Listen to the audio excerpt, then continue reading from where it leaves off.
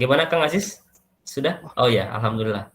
Ya, sudah. Ada yang dikeluarkan itu setiap hari ya, kok bisa keluar sendiri? Barangkali koneksi Iya, kalau begitu, nanti Kang. bisa masuk. Baik, Assalamualaikum warahmatullahi wabarakatuh.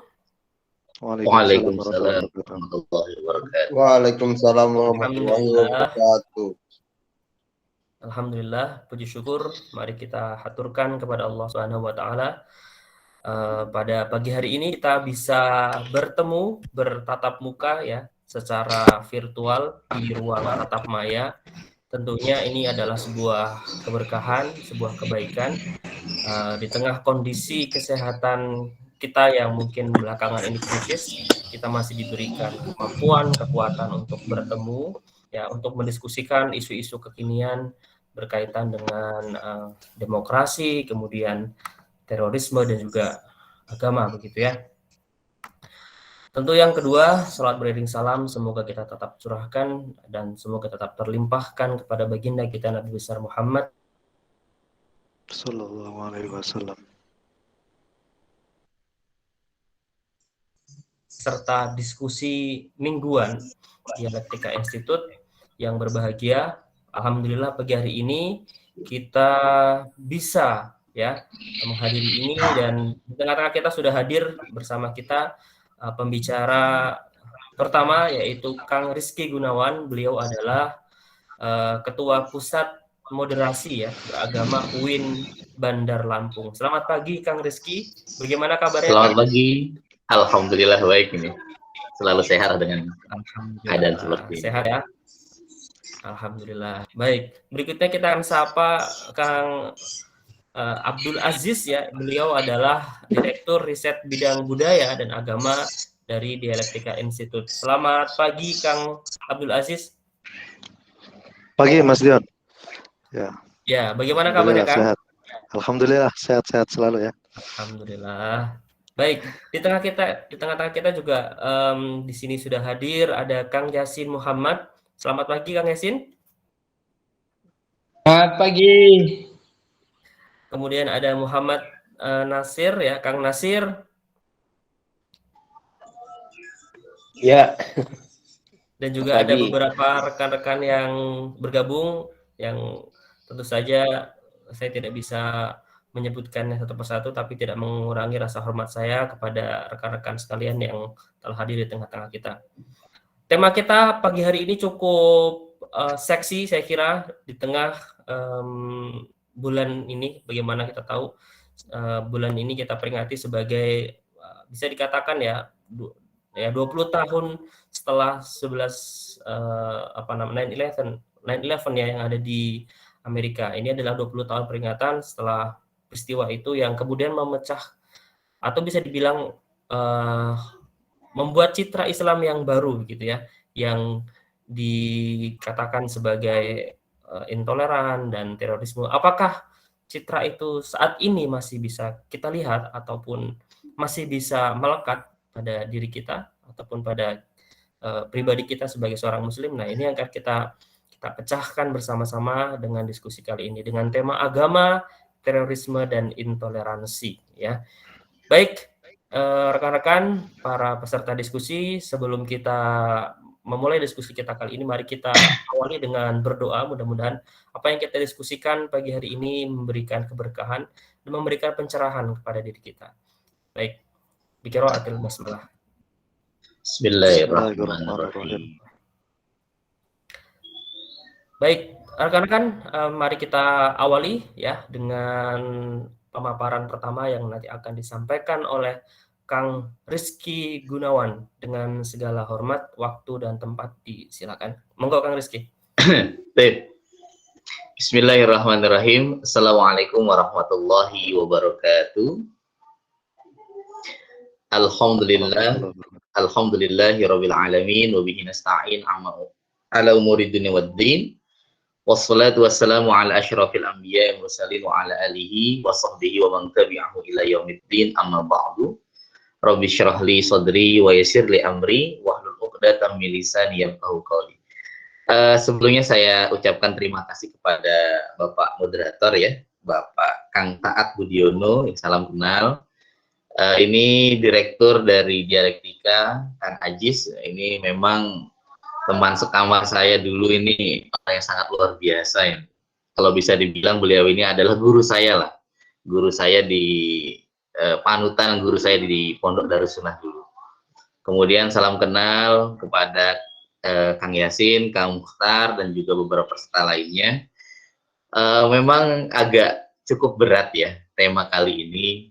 Saya diminta oleh Kang Ajis di telepon kemarin untuk ya diskusi 2 mingguan atau mingguan lah bahasanya ya, dengan tema agama ya, agama, terorisme, dan juga intoleransi.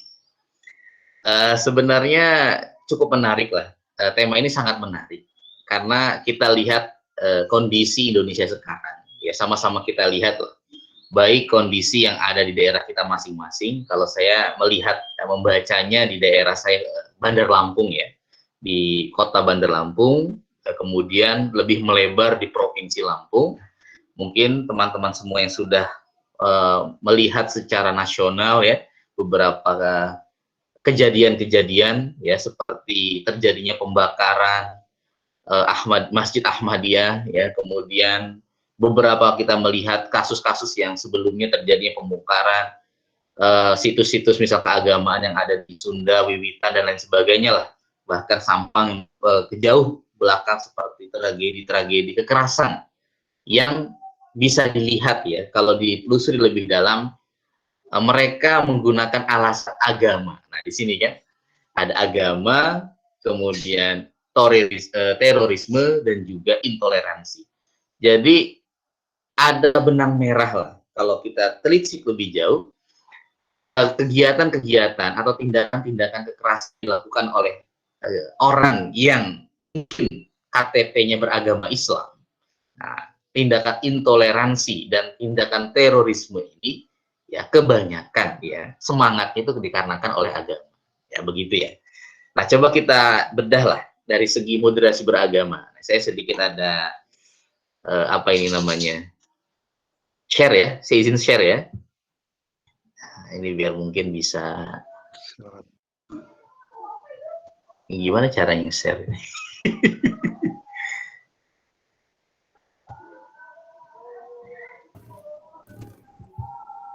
Halo ya.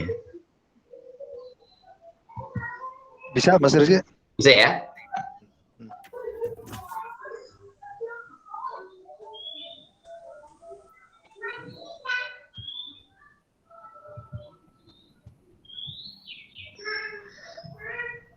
Oke, sudah terlihat itu. Sudah ya? Oke.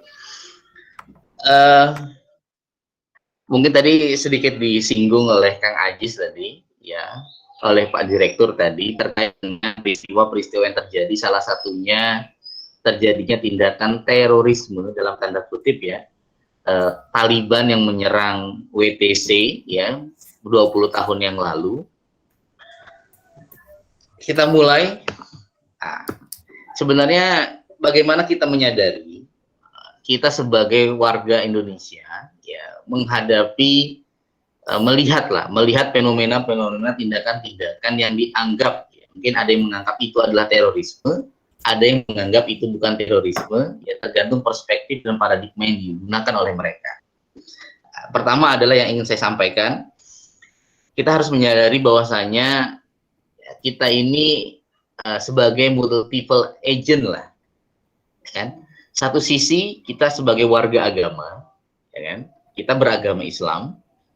Sisi yang lain kita juga sebagai warga atau masyarakat, ya, baik itu daerah, mungkin Kang Ajis warga masyarakat daerah Pamulang, mungkin saya warga masyarakat daerah Kota Bandar Lampung, bahkan lebih jauh ya kita sebagai warga negara Indonesia, bahkan kita merupakan warga dunia.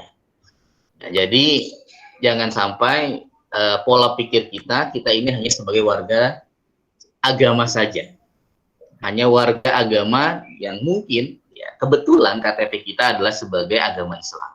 Nah, kalau kita hanya berpikir kita sebagai agentnya sebagai warga agama Islam saja, pastinya tindakan kita, perilaku kita, ya paradigma kita melihat yang berbeda dari tindakan-tindakan agama kita nah, pasti akan melakukan hal-hal yang mungkin di luar dari kepatutan-kepatutan yang ada di masyarakat atau bahkan warga dunia. Nah, itu yang perlu dipahami juga. Kemudian, nah ini yang paling penting, pertanyaannya, ya ini ada dua. Kita harus sadar dulu nih di sini. Mana pola yang mungkin kita gunakan selama ini?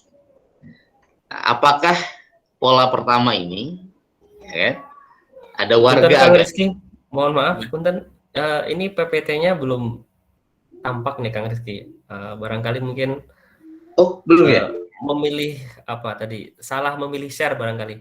Bisa saya Salah bantu ya? Kang? Iya. Saya kirim ya. Ya, baik, boleh. Nah, itu dibuka dulu barangkali. Ini soalnya yang tampil di kita adalah tampilan apa namanya? Data ya dari Kang Rizky di laptopnya Kang Rizky. Oh, gitu. Iya, bukan PPT-nya ya. Salah ya. Bentar. Mungkin dibuka dulu PPT-nya Kang, gitu. Terus nanti kalau udah dibuka, kemudian di apa namanya present now, lalu kemudian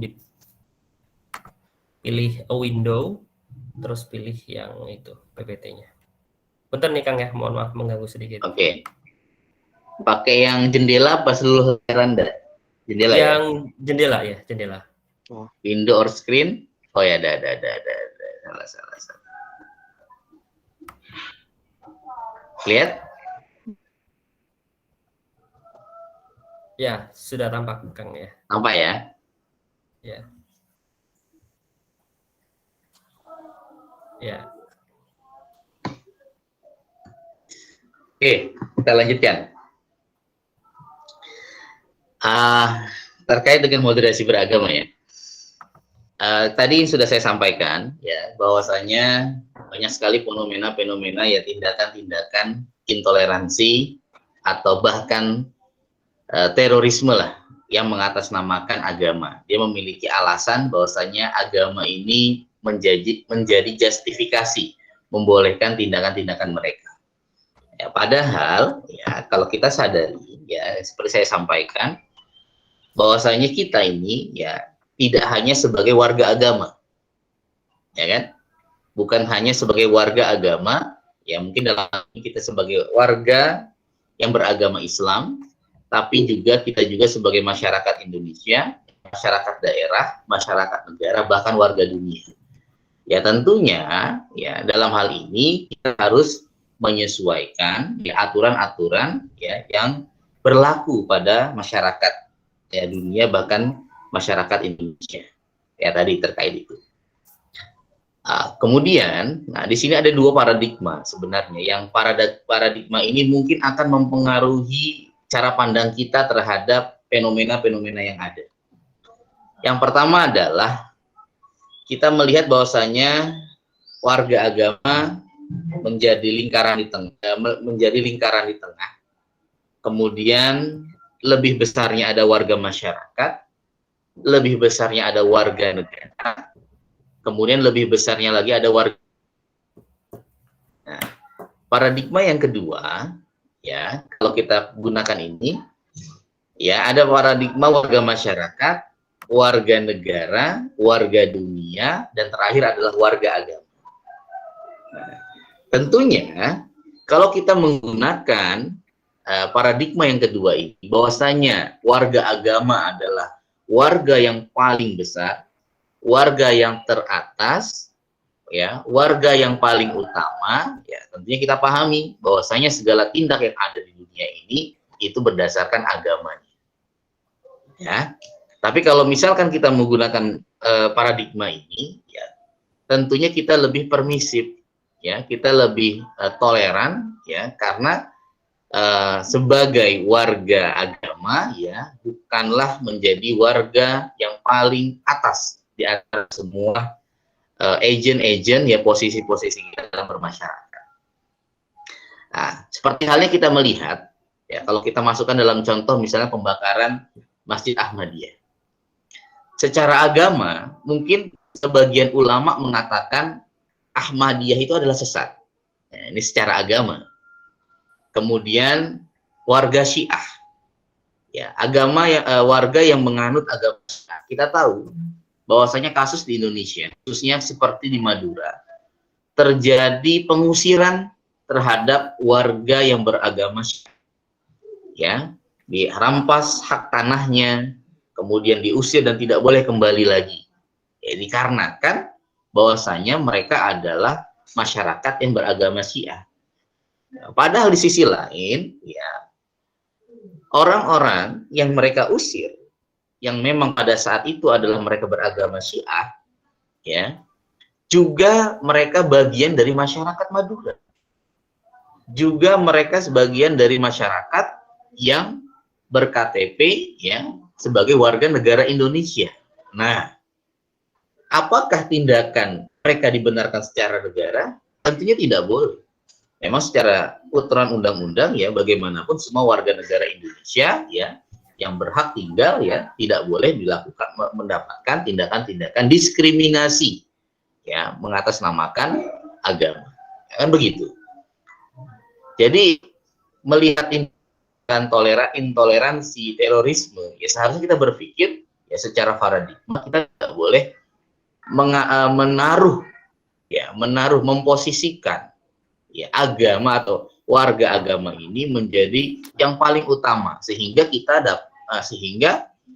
dapat terjadi tindakan-tindakan intoleransi bahkan terorisme itu sendiri. Nah, kemudian, nah, di sini makanya perlu adanya sinergitas, ya, pemahaman yang lengkap lah, yang kafah lah, ya, terkait dengan bagaimana antara keislaman dan keindonesiaan. Makanya di sini, nah, coba ada pertanyaan lah, ya, paradigma keindonesiaan dan keislaman yang dikutip dari guru bangsa kita, ya, almarhum, ya, Bapak Kiai Haji Abdurrahman Wahid, ya, kita kutip. Coba kita pikirkan, apakah kita ini orang Indonesia yang beragama Islam ataukah orang Islam yang tinggal di Indonesia? Ya, kita ini orang Indonesia yang beragama Islam atau Islam yang tinggal di Indonesia? Nah, tentunya berbeda, ya. Nah, coba kita lihat. Ya, ini salah satu bukti, ya, santri. Nah, kemudian ada pertanyaan lagi. Apakah agama, nanti yang perlu kita diskusikan lah, ya. Nah, ini saya pancing sebagai pemantik saja, nanti Kang Ajis, ada Kang Yasin, di situ ada Kang Budi, ya, bisa, ya, kita diskusikan, ya. Apakah agama untuk manusia, ya, ataukah manusia itu untuk agama? Nah, ini paradigma yang mana yang kita gunakan, ya kan? Nah, sebagai Muslim, ya, ini secara syariat, ya, kita sedikit bongkar dari segi syariatnya. Ya, sebagai Muslim atau Muslimah, ya, memang wajib mengakui, memahami dan mengamalkan syariat Islam dalam kehidupan sehari-hari. Ya, makanya ada relasi antar umat Islam, ya, antar umat beragama Islam, ada relasi antar agama, ada relasi gender, ada relasi sosial politik, relasi sosial ekonomi, bahkan dan lain sebagainya. Ya, kita paham, ya, dalam kehidupan, ya, dalam syariat pun mengajarkan ada yang namanya kehidupan pribadi, kehidupan bermasyarakat, kehidupan berbangsa dan bernegara, bahkan pergaulan internasional. Nah, kadang-kadang nih, ya, saya juga memperhatikan, ya, bagaimana sikap, ya, warga Indonesia yang beragama Islam, ya, terhadap pergaulan internasional. Ya, sebagai contoh lah, kita tahu, ya, di antara kita, ya, kita nggak tahu apa akar masalahnya, kita tidak paham seperti apa, tiba-tiba kita, mohon maaf nih, ya, anti Cina misalkan, anti asing, ya, asing, gitu, ya, anti Amerika misalkan, seperti itu dan lain sebagainya. Kita nggak tahu seperti apa, padahal memang sebagai warga, ya, memang kita harus paham juga terkait dengan pergaulan internasional. Ya, ada batas-batasan. Ya, seperti halnya nggak usah jauh-jauh lah. Kita, mohon maaf, misalkan, ya, dalam kita mengalami lah di kampus kita, ya, jangankan antar umat beragama, ya, antar alumni HMI dan PMI aja kadang masih ribut, ya kan? Jangankan itu, antar Muhammadiyah dan NU, warga NU dan Muhammadiyah pun ya kadang ada beberapa oknum warga kita ya yang di masyarakat di sebelah tangga kita ya itu hanya berbeda amaliyah saja mereka ribut. Nah, padahal dalam tataran ini ya kehidupan beragama ya harusnya ditempatkan ya tidak paling atas lah, tetapi dalam artian kita harus pahami bahwasanya kehidupan kita itu tidak hanya dalam kehidupan pribadi, tapi juga ada kehidupan yang bermasyarakat yang harus kita hargai perbedaan itu, karena di masyarakat kita tentunya tidaklah sama ya. Apalagi sudah berbicara kehidupan berbangsa dan bernegara, ya di sini ada Ahmadiyah, ada Syiah yang mungkin dianggap agama kita sebagai sesat. Bahkan kita paham ada agama Bahai yang kemarin jadi kontroversi, bahwasanya yang diucapkan oleh Menteri Agama kita yang mengucapkan selamat Hari Raya Agama Bahai, bahkan ya maksudnya padahal kita pahami agama Bahai ini bagi agama Islam pada agama yang sesat ya. Ya tapi dalam hidup dan berbangsa dan bernegara ya tentunya kita harus menghormati. Ada batasan-batasan mungkin yang dianggap sebagian orang toleransinya terlalu kebablasan, ya dianggap sebagian orang pula itu masih dalam ranah dan konteks toleransi dalam kehidupan berbangsa dan bernegara. Ya, nah itu sebenarnya hal yang kita pahami, biar kita tidak menjadi orang yang mudah menjustifikasi bahwasanya orang berbeda di sebelah kita itu adalah salah. Tidak semua yang berbeda dan tidak sama dengan apa yang kita lakukan, ya itu adalah salah, tidak seperti itu. Oke, lanjut ya. Nah, makanya dikatakan ya dalam ini ad-din mabniun 'alal masalih fi jalbiha wa dar'i lil qaba'i. Ya bahwasanya agama itu kan sebagai landasan untuk kemaslahatan kan.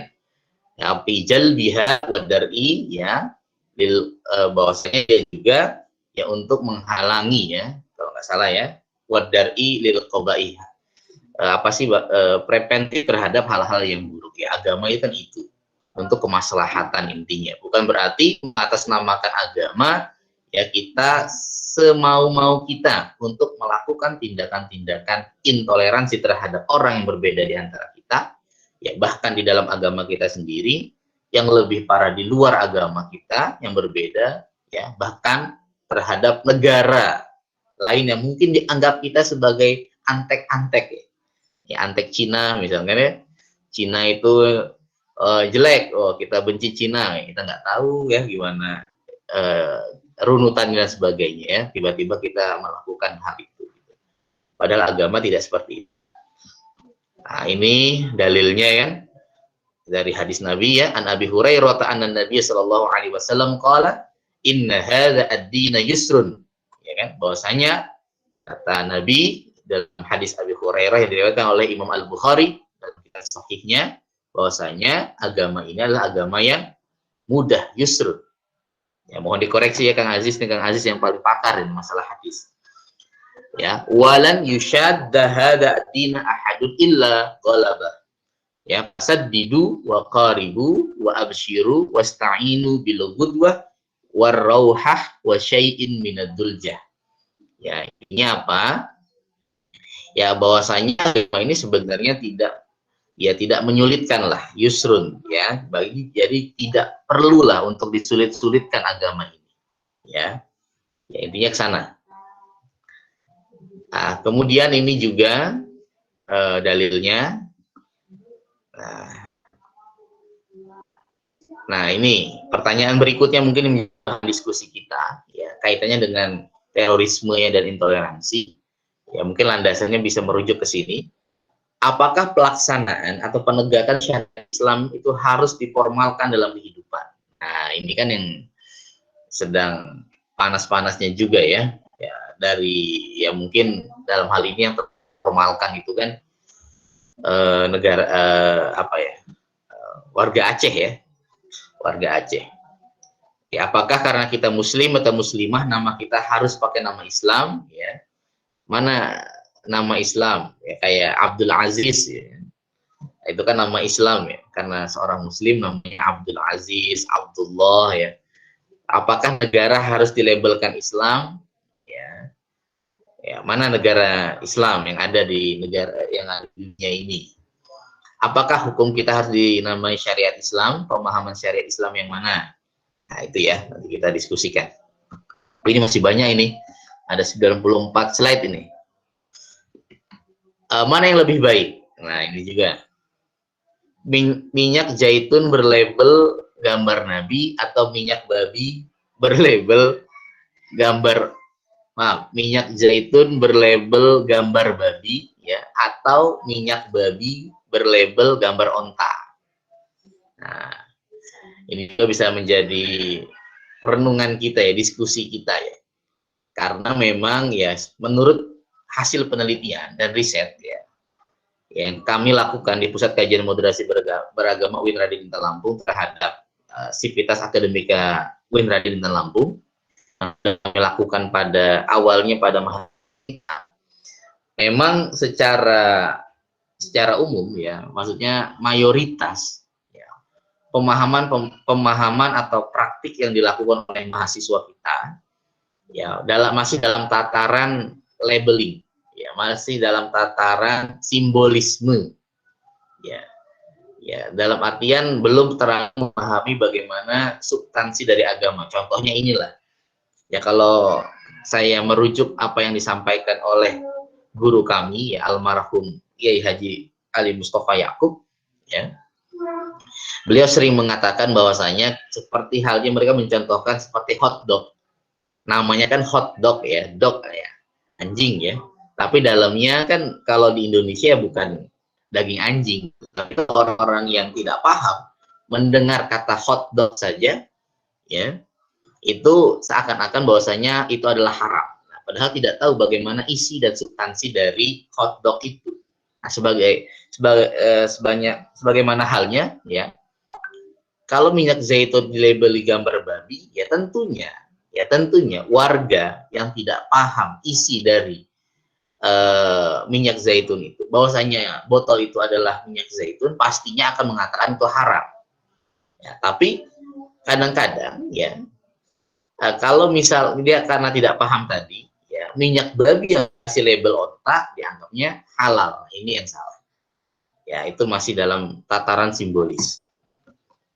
Nah ini makanya ada simbol, ada substansi, ya kan? Kita harus pahami substansi apa simbol. Karena substansi bersimbol, ada simbol yang bersubstansi. Nah, syariat Islam ya, ada pemahaman syariat Islam yang mana, mazhab mana, bentuk mana Indonesia didirikan atas nama bangsa, dasar negara Pancasila, hidup bersama dalam masyarakat yang plural, beragam agama dan mazhab. Ya. Kita cepat ya, agak cepat ya. Ya, kenapa kita memerlukan moderasi beragama? Ya, bukankah Islam sudah moderat sejak kelahirannya? Ya, karena sebenarnya agama Islam itu sudah moderat. Ya, agama Islam itu yang mengajarkan mengajarkan sendi-sendi ya kemoderatan lah. Dalam artian ya diperlukan moderasi beragama ini ya bukan kita memoderasi agamanya, tapi sikapnya ya. Ya, saya ulangi lagi. Ya, moderasi beragama ini bukan moderasi agama, tapi beragamanya, tapi sikap beragama yang ada pada masyarakat Indonesia. Nah, itu sebenarnya kita memoderatkan sikap beragamanya, karena kita memahami kita ini hidup bersama dalam masyarakat yang plural, berkembangnya paham ekstrim dalam berbagai lini kehidupan, ya tanggung jawab untuk merawat persatuan, kerukunan, konsensus nasional. Nah ini contoh-contoh ya yang intoleran lah, ya seperti tolak hormat bendera, ya 2 sekolah di Karanganyar terancam ditutup. Nah, ini kan orang yang hanya memahami simbol agama, tidak mengerti substansi agama, sehingga ya tolak bendera pun dikatakan sebagai tindakan yang syirik misalnya. Ya itu kan ada sebagai masyarakat kita. Ya, padahal ya substansinya adalah hormat bendera ya dalam ranah di sini keindonesiaan yang tidak bertentangan dengan keagamaan. Nah, kemudian apalagi ini contoh-contoh berita ya, di sekolah ternama Jambi larang siswa hormat bendera. Ini kan ya yang telah tersusupi paham-paham yang tadi simbolis tadi. Ya, ini survei Alfara ya, sebut 35,3% PNS terpengaruh ajaran intoleransi. Ya, banyak ASN anti Pancasila. Ini memang betul ini. Ya, radikalisme sudah masuk sekolah lewat ajaran guru. Nah, ini saya baca juga ya hasil riset dari PPIM Jakarta. Bahwasanya memang salah satu cara masuk paham-paham radikalisme yang ada di sekolah ya, karena sekolah ini kan tempat ya masih begitulah ya, tidak seperti perkuliahan ya. Bahwasanya ya guru-guru kita yang mengajarkan agama, bahkan guru-guru yang non agama pun kadang-kadang suka memancing ya, suka memancing memberikan pemahaman-pemahaman yang intoleran atau radikalisme. Nah, itu salah satunya. Nah, ini kita paham lah terkait dengan Pancasila yang mendukung ISIS. Nah, ini PNS Kemenak ya, banyak radikalisme ya terkait dengan organisasi HTI ya. Mungkin kita pahami ya, beberapa kampus mungkin di UIN Jakarta pun ya kita paham ya, masih ada lah pada saat itu ya, ketika saya masih menjadi mahasiswa di UIN Jakarta ya, adalah ya masih ada organisasi mungkin yang dianggap yang pada saat itu terlarang, kalau sekarang sudah terlarang ya. Ini hasil risetnya pada tahun 2019 ya, bahwasanya ada 27%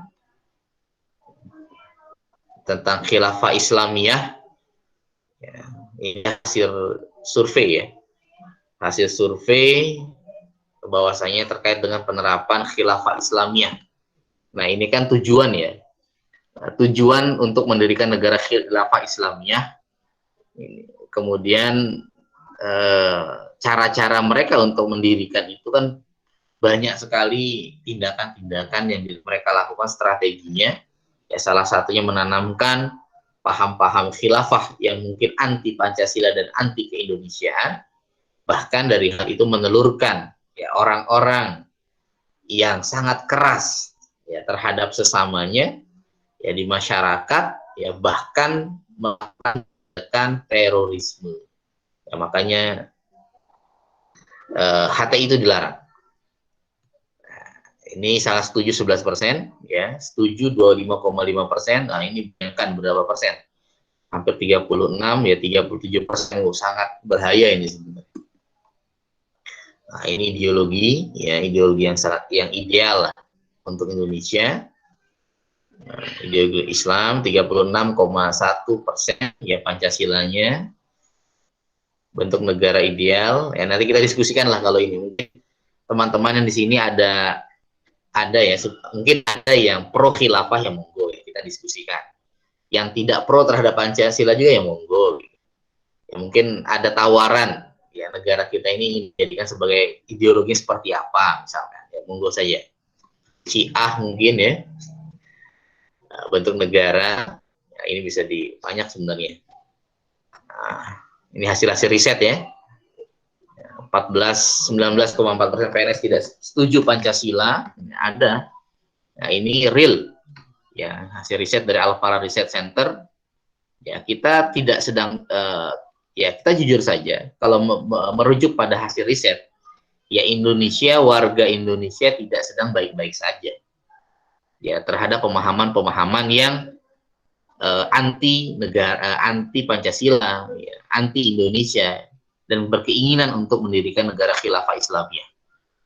Nah, itu yang paling besarnya ya. Ya, kita juga telah melakukan riset di media ya, dan juga beberapa yang ada di Kota Bandar Lampung ini ya.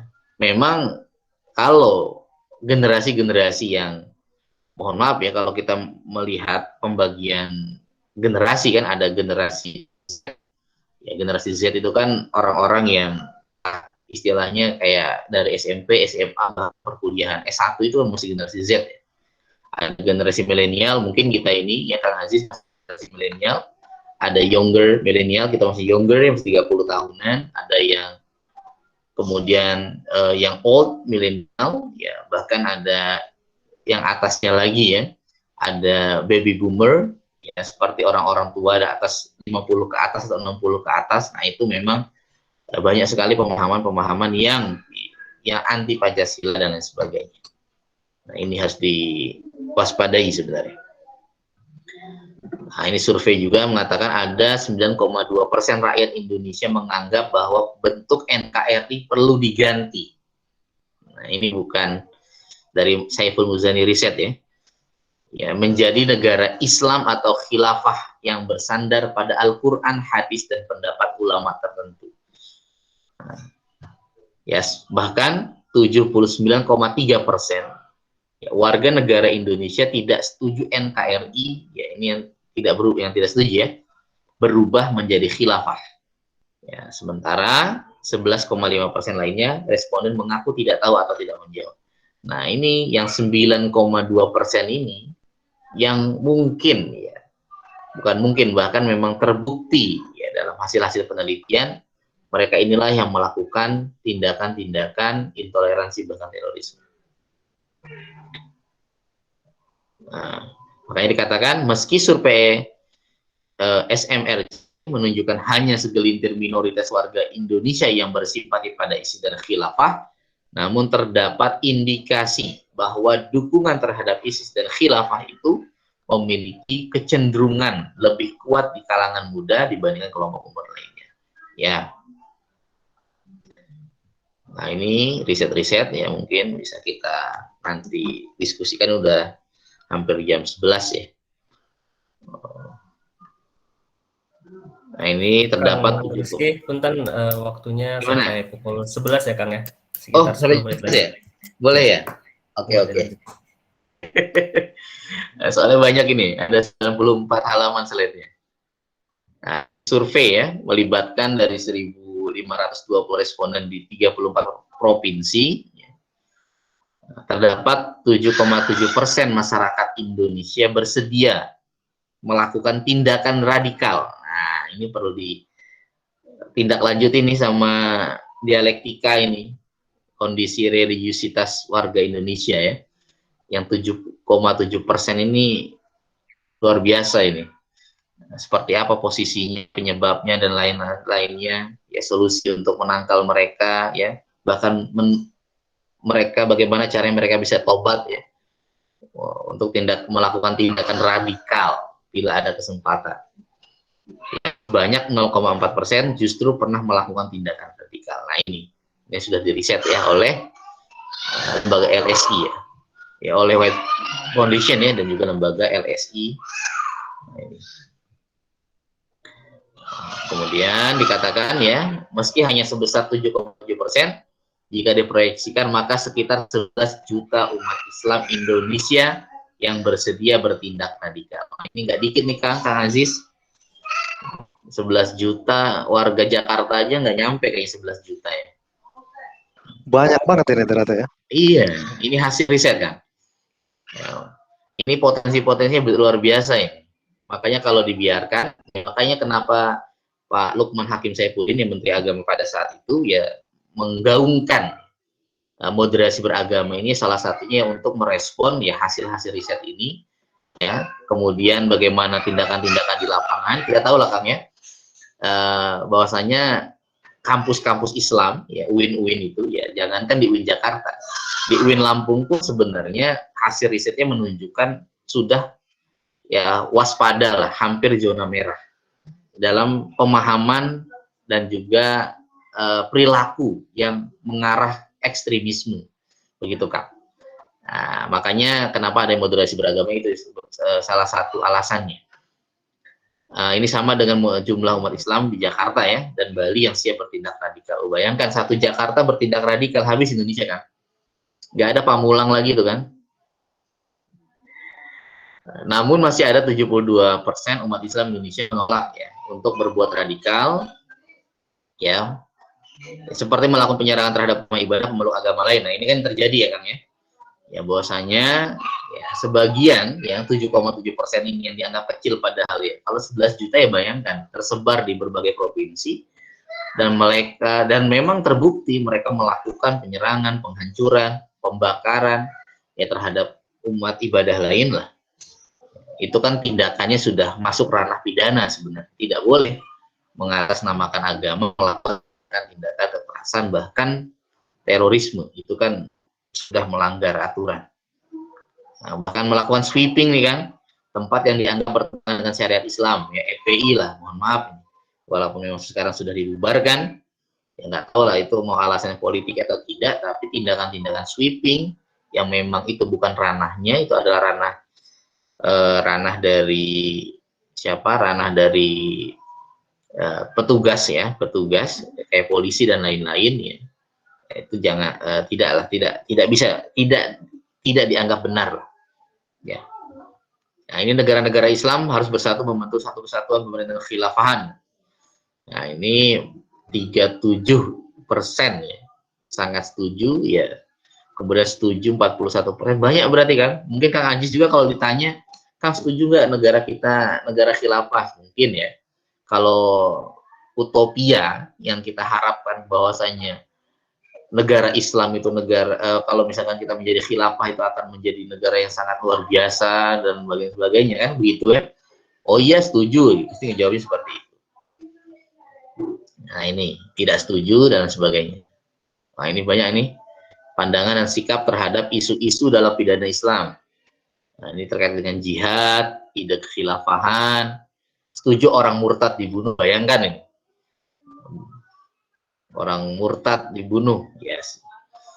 Ya mereka melandaskan nas-nas Al-Quran ya dan hadis secara tekstual. Nah ini mendukung orang yang berzina dirajam, ya, mendukung hukuman potong tangan bagi pencuri dan lain sebagainya. Nah ini memberi hormat pada bendera merah putih haram untuk dilakukan. Ya, ada yang sangat setuju dan setuju, ini sedikit sebenarnya. Tapi ada. Nah, ini hukuman yang tepat bagi pencuri dalam potong tangan. Nah, ini hukumnya. Banyak-banyak. Nah, ini juga nih. Menarik mungkin untuk ditindaklanjuti penelitiannya. Bahwasanya hasil penelitian survei Setara Institute ya pada tanggal 19 Maret 2015 terhadap 684 siswa dari 171 SMA di Jakarta dan Bandung. Ternyata 7,2% siswa mendukung ISIS. Nah, ini potensi untuk menjadi ya tentara-tentara ISIS ya. Nah, ini 3,8% ya, setuju bahwa kegiatan kelompok minoritas Ahmadiyah dan Syiah harus dibatasi agar tidak meluas. Nah, banyak siswa ini padahal ya belum tahu ya, kalau kita tanya apa mereka tahu Ahmadiyah dan Syiah belum tentu tahu, taunya mereka sesat saja kan begitu. Akhirnya ya itu akan menimbulkan tindakan-tindakan terorisme dan intoleransi kalau tidak diluruskan. Ini bahaya sebenarnya. Nah tugasnya salah satunya ya Kang, pusat studi dialektika ini dan juga rumah moderasi yang ada di seluruh PTKIN. Nah ini juga 4% atau sekitar 10 juta warga Indonesia mendukung ISIS. Nah, sebagian besar dari mereka merupakan anak-anak muda. Mungkin peserta ini ada juga yang mendukung ISIS. Ya, anak-anak muda itu, banyak mahasiswa juga. Nah ini banyak ya, 50% siswa setuju dengan tindakan radikal, 25% siswa dan 21% guru pada dunia pendidikan kita Pancasila relevan untuk kehidupan negara. Nah ini potensi-potensi yang sangat luar biasa ya. Masih banyak lagi penelitian. Kemudian kita masuk, apa itu yang disebut dengan moderasi beragama? Nah sebenarnya ini yang ingin kita desiminasikan, yang ingin kita tanamkan, yang ingin kita sebarkan. Bahwasanya yang dimaksud dengan moderasi beragama yaitu pilihan dalam cara pandang, sikap dan perilaku yang tengah-tengah di antara berbagai pilihan. Ya, dalam artian orang yang moderat yaitu orang yang bertindak adil, orang yang seimbang, tidak ekstrim dan berlebihan dalam beragama. Ya, bukan berarti dalam hal ini ya kita nggak boleh beribadah secara maksimal, bukan itu maksudnya.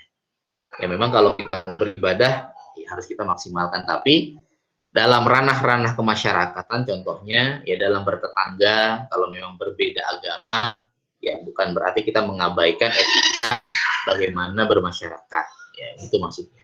Kita bertindak adil, ya seimbang, tidak terlalu ekstrim. Dalam artian ekstrim kanan itu berlebihan beragamanya sehingga merugikan orang lain, ya, atau ekstrim kiri pun begitu. Ya, jadi memang moderasi ini ya dijadikan sebagai kunci ya terciptanya toleransi dan kerukunan dalam beragama. Itu arahnya sana. Sebagaimana ayat Al-Qur'an dalam surah Al-Baqarah ya. Ya wa kadzalika ja'alnakum ummatan wasata litakunu syuhada 'alan nas wa yakuna ar-rasulu 'alaikum syahida. Yang artinya dan demikian kami telah menjadikan kamu umat Islam, umat yang adil ya wasata tadi. Ya, dan pilihan agar kamu menjadi saksi atas perbuatan manusia dan agar Rasul Muhammad menjadi atas perbuatan kamu. Al-Baqarah ayat 143. Nah, ini panjang nih. Ya, makna wasat itu apa? Sesuatu yang memiliki dua belah ujung yang ukurannya sebanding, sesuatu yang terjaga, berharga dan terpilih. Ya. Nah, ini adil pilihan. Nah, ini hadisnya. Nah, ini yang dimaksud dengan moderasi beragama. Ya, cara pandang kita, perspektif kita, ya tidak terlalu ekstrim kanan, tidak terlalu ekstrim kiri, kita adil dan seimbang. Ya. Yang mana nilai-nilai ini ya harus tetap melihat nilai-nilai kemanusiaan, inklusivitas, kearifan dan toleransi. Nah, adanya moderasi kan moderat karena ada dua kutub ekstrim. Ya, berarti harus di tengah-tengah. Ya, harus adil, seimbang, terpilih dan terbaik. Nah, ini banyak juga. Ya, maksudnya Pancasila itulah, Pancasila dianggap sebagai ya kutub tengah, ya kutub yang paling moderat lah dari dibanding dengan paham ideologi komunis yang terlalu ekstrim kiri ataupun khilafah yang ekstrim kanan. Nah, ini aspek-aspek moderasi beragama ya. Ya, baik secara fikrahnya, amaliyahnya, harokahnya, atau siasahnya. Kalau fikrah misalkan ya kita toleran, moderat dan dinamis menyeimbangkan teks dan konteks. Ya, kalau amaliyah penghormatan pada tradisi, budaya sebagai pilar agama, ya, harokah gerakan atau berorientasi pada apa ini islahiyah yang berpijak pada tradisi, amar ma'ruf nahi mungkar yang damai dan anti kekerasan. Kemudian siasah politik tidak mempertentangkan agama dan kebangsaan. Ini kan masih banyak ya di antara kita ya di masyarakat kita yang mempertentangkan bahwasanya agama dan negara itu harus dipisahkan misalkan ya bahwasanya kalau beragama itu tidak bisa bernegara atau bernegara itu tidak bisa beragama kan begitu. Nah, alasan Islam dari negara Pancasila ya ini landasan-landasannya ya seperti halnya Nabi Muhammad SAW bersama penduduk Madinah menyepakati konstitusi negara yang disebut sebagai Piagam Madinah atau Madinah. Ya, tidak berdasar pada agama. Kemudian ya salah satu praktek Nabi pun ya Nabi tidak memberikan wasiat, tidak mewariskan dan tidak menunjuk pengganti beliau sebagai pemimpin negara. Ini bisa menjadi diskusi lah. Ya, ini relasi syariat Islam dan negara panjang ya. Wah ini bisa sampai jam berapa? Udah jam 11 ya. Nanti kita diskusikan lah ini. Diskurs dalam Islam Darul Harb ini banyak sekali. Saya tutup ya Ar-Rafi'i, menurut Imam An-Nawawi, Ibnu Qayyim Al-Jauziyah, dan negara Indonesia. Nah, ini ada konferensi ya. Konferensi Nasional Alim Ulama NU di Cipanas tahun 1954, keputusan Muktamar NU ya. Bahwa saya mengatakan kedudukan kepala negara Republik Indonesia Soekarno dan alat-alat negara sebagai waliul amri ad-daruri bisyaukah atau penguasa pemerintahan yang mengikat sebab kekuasaannya atau pemegang pemerintahan de facto dengan kekuasaan penuh. Ini Konferensi Nasional Alim Ulama. Bahkan menurut Kiai Haji Ahmad Siddiq mengatakan Pancasila dan Islam sebagai dua kesatuan yang terpisah namun tidak saling bertentangan.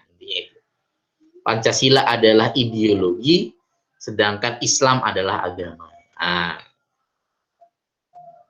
dasar negara Pancasila dan agama Islam adalah dua hal yang dapat sejalan dan saling menunjang. Keduanya tidak bertentangan dan tidak boleh dipertentangkan. Ya, keduanya tidak harus dipilih salah satu dengan sekaligus membuang yang lainnya. Begitu ya. Ini sejarah, bahkan dikatakan ya, agama atau syariat Islam itu sebagai landasan moral etik. Nah, ini menarik didiskusikan ya. Ya, kemudian negara ya sebagai landasan legal. Makanya ada ruh dan juga ada raga. Ya, dengan adanya negara ya diibaratkan sebagai raganya, ruhnya adalah agama, ya, bukan hanya Islam kan, banyak yang menjadi landasan moral etik ya, dalam bernegara. Ya, untuk apa tujuannya? Mewujudkan keadilan, kemanusiaan, kemaslahatan, dan kerahmatan, perdamaian semesta bagi umat manusia. Nah, ini menurut Kiai Haji Dr. Ma'ruf Amin ya, khilafah itu bukan sesuatu yang disepakati oleh seluruh umat Islam. Karena 23 negara Islam di dunia ini tidak ada yang mengusung khilafah. Tanpa Pancasila, negara RI tidak akan pernah ada menurut Abdurrahman Wahid. Nah, ini banyak sekali deklarasi penerimaan pengamalan Pancasila merupakan perwujudan dari upaya umat Islam Indonesia untuk menjalankan syariat agamanya. Nah, ini. Nah, ada pertanyaan nanti, wah ini bisa lama diskusi ya. Wajibkah umat Islam menerapkan seluruh aturan dalam syariat Islam? Ya. Bolehkah umat Islam menerima Pancasila dan bukan Islam, Pancasila dasar dan ideologi negara?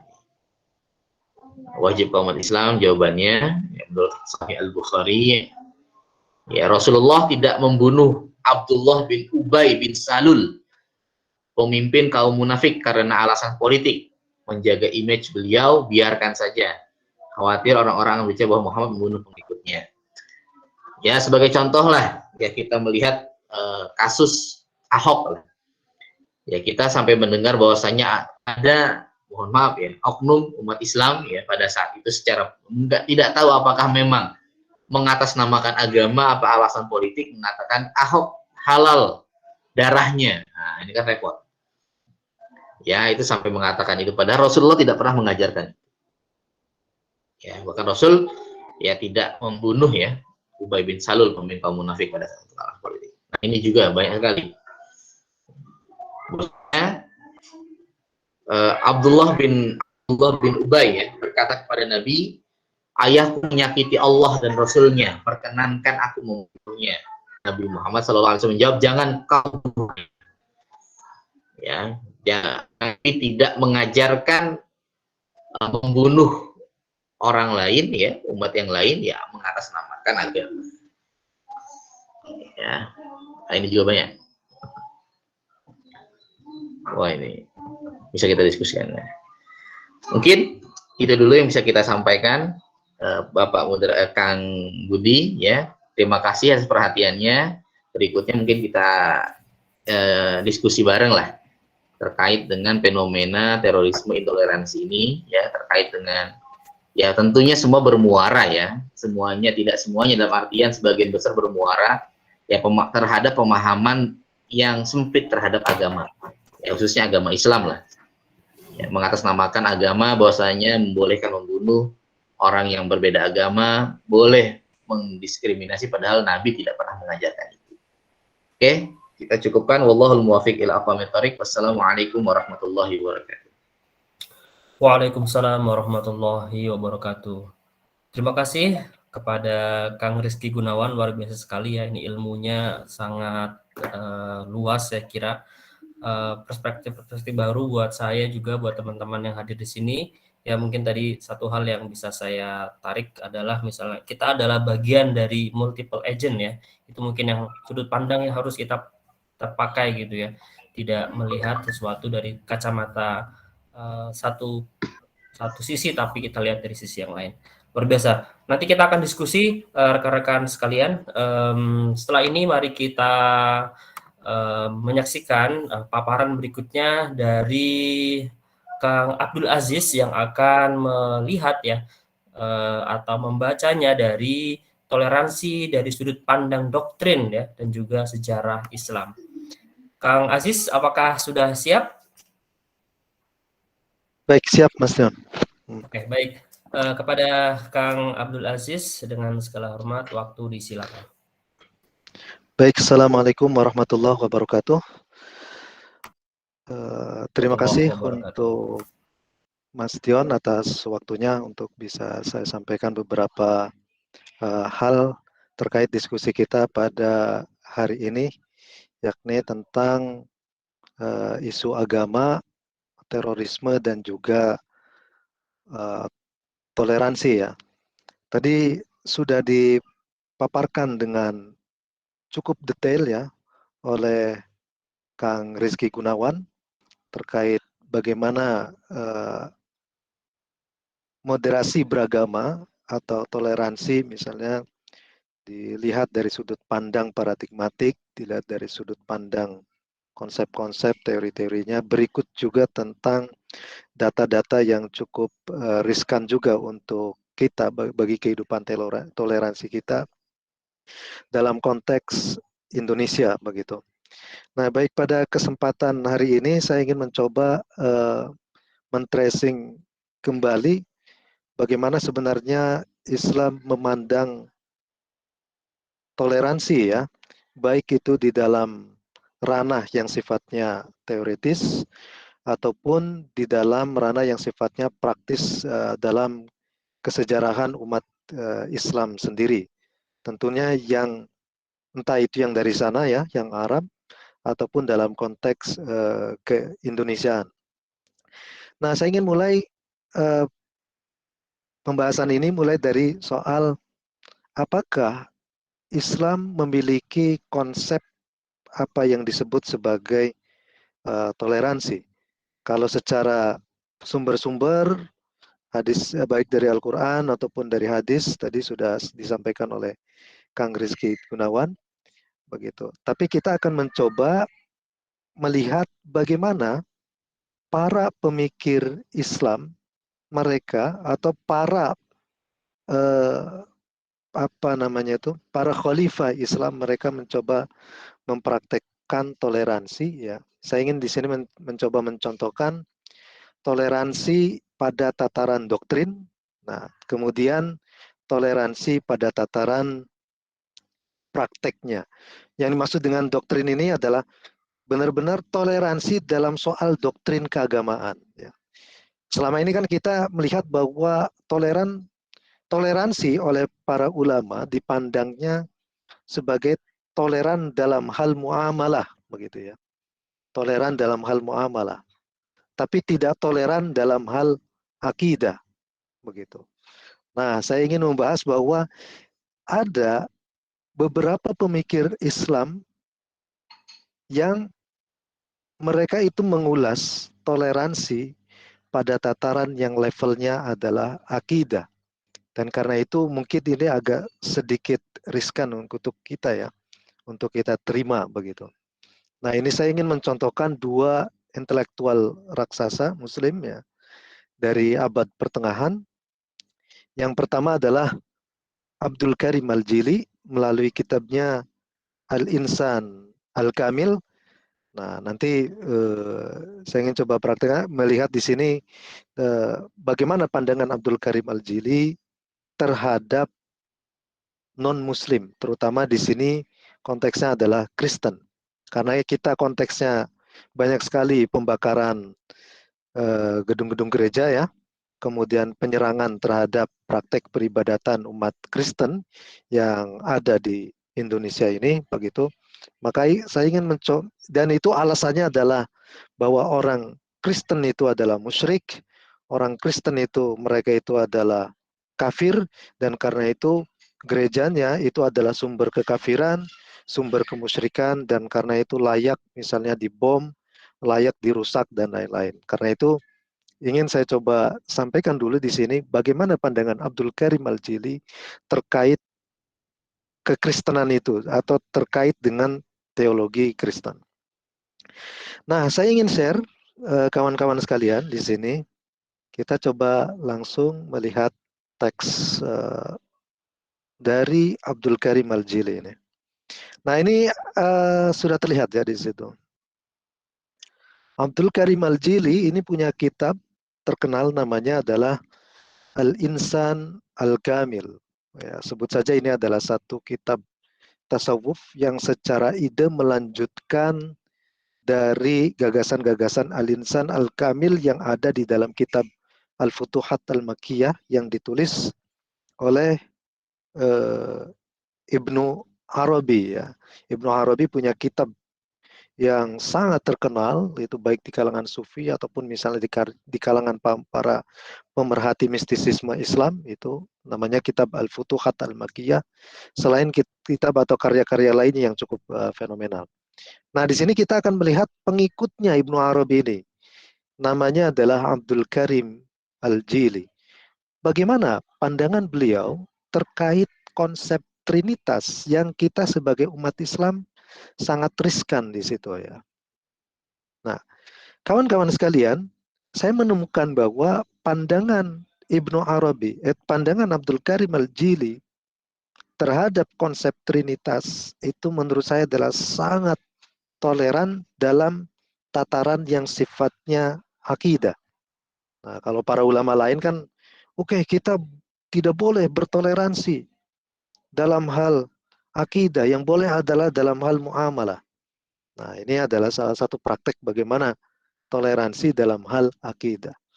Kita lihat di sini, kawan-kawan sekalian.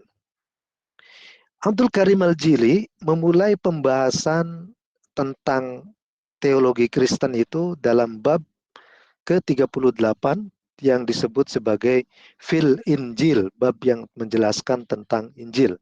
Beliau menjelaskan bahwa Allah menurunkan kitab ini kepada Nabi Isa alaihissalam itu dalam bahasa Suryania atau bahasa Aramaik lah, kira-kira begitu ya. Salah satu bahasa Semit ya. Bahasa Semit itu adalah bahasa-bahasa yang digunakan kisaran 4.000 abad yang lalu ya. Itu di wilayah Mesopotamia ya, Irak, Iran, Irak, kemudian Libanon, ada Suriah sekarang, kemudian juga Jazirah Arab dan lain-lain. Itu semuanya adalah bahasa-bahasa Semit. Bahasa-bahasa Semit ini kemudian memiliki keturunannya ya, keturunan bahasanya ya. Bahasa Semit itu proto bahasanya, bahasa leluhurnya, tapi di bawahnya itu ada bahasa Aramaik, ada bahasa Ibrani, ada bahasa Arab, ada bahasa yang dipakai di gereja-gereja di Ethiopia namanya Chez ya, dan lain-lain. Nah, Injil ini dalam bahasa Aramaik itu diterjemahkan atau dibaca dalam ala sab'i asyara lughah, 17 bahasa katanya begitu ya. Nah, Injil kata Abdul Karim Al-Jili itu dimulai dengan, ya kalau kita Al-Quran dimulai dengan Bismillahirrahmanirrahim, tapi kalau Injil begitu itu dimulai dengan Bismil Ab wal wal Ibn, atas nama Bapa, Ibu dan Putra. Nah, katanya Injil kayak seperti ini, seperti yang digambarkan oleh Abdul Karim Al-Jili. Walaupun memang saya kurang begitu sepakat dengan pandangan Abdul Karim Al-Jili ini, tapi tidak akan saya bahas panjang lebar karena waktunya singkat ya untuk pembahasan terkait ini. Nah, tapi di sini kata Al-Ab, bahwa Allah itu Al-Ab, Tuhan itu Al-Ab, Al-Um dan Al-Ibn itu dipahami oleh orang Kristen ala zahirihi, secara harfiah. Mereka tidak memahaminya secara lebih substantif begitu ya. Sehingga mereka mengidentikan ya kayak misalnya putra itu Yesus ya. Kemudian ibu itu adalah Siti Maryam dan lain-lain. Sehingga mereka mengatakan bahwa Allah itu adalah salah satu di antara tiga itu gitu. Tuhan itu adalah salah satu di antara tiga itu. Nah, Mereka tidak tahu, walam ya'lamu annal murad bil ab, mereka tidak paham bahwa yang dimaksud dengan Bapa di situ ini hanyalah metafor, ismullah, metafor daripada nama Allah gitu. Dan al-um itu bukan ibu dalam pengertian biologis, tapi di situ artinya adalah kunhuzzat, ya, esensi daripada zat gitu. Nah, sementara al-ibn itu adalah Alkitab atau firman-Nya, kira-kira begitu ya. Nah, firman Allahnya gitu ya. Jadi al-um itu adalah zatnya Allah begitu. Sementara al-ibn itu adalah sifatnya Allah yang disebut al-kalam. Nah, tapi salahnya orang Kristen, kata Abdul Karim Al-Jili, mereka memahami yang seperti ini, ya, Allah itu Bapa, Ibu, dan juga anak, begitu. Mereka memahaminya secara harfiah, begitu. Tapi apakah pemahaman yang seperti ini salah? Tentu memang salah, begitu. Pemahaman yang seperti ini. Tapi Abdul Karim Al-Jili ini mengatakan bahwa seperti ini ya. Kita menarik di sini ada kutipannya ya. Nah, ketika Nabi Isa dimintai pertanggungjawaban, kenapa kau ngajarin Bani Israel itu supaya nyembah kamu, gitu. Nah, Nabi Isa kan membantah. Yang saya ajarkan apa yang kau perintahkan ya Tuhan, begitu. Ya. Adapun kalau misalnya mereka salah memahami, ya itu karena mereka ya taruhlah hanya memahami secara literal. Karena itu, fala talumhum ala dzalik. Jangan salahkan mereka atas pemahaman mereka itu. Li'annahum fihi ala ma alimuhu min kalamika. Karena itulah yang mereka pahami dari kalammu gitu ya. Fakana syirkuhum. Nah, ini yang redaksi yang di sini nih kawan-kawan sekalian. Fakana syirkuhum ainat tauhid. Syiriknya orang-orang Kristen itu ainat tauhid, masih dalam koridor tauhid, begitu ya. Gitu. Karena mereka ya ini ya, orang memahami agama tapi salah apa memang dianggap sebagai dosa. Kalau dalam tradisi agama kita kan orang beristihad salah dapat 1 pahala, tapi kalau benar dapat 2 pahala. Jadi salah itu bukan disiksa, tapi dapat 1 pahala, tetap seperti itu. Nah, disinilah kemudian Ibnu Arabi mengatakan, famathaluhum, perumpamaan orang Kristen itu kamathalil mustahid, layaknya seorang mustahid, alladzi idza istada, yang kalau seandainya beristihad, wa akhto'a, dia salah, falahu ajrul istihad, dia tetap mendapatkan pahalanya ijtihad, begitu. Karena itu fa'tadhara Isa alaihi salam liqaumihi bidzalikal jawab. Lalu ya Nabi Isa alaihi salam itu meminta umat Kristen, umatnya itu yang menjadi pengikutnya Nabi Isa itu, Yesus itu, walaupun mereka salah, agar mereka itu dimaafkan. Kira-kira begitu. A'anta qulta ini, wa in tagfir lahum fa innaka antal azizul hakim. Nah, ini adalah jika engkau mengampuni mereka, sesungguhnya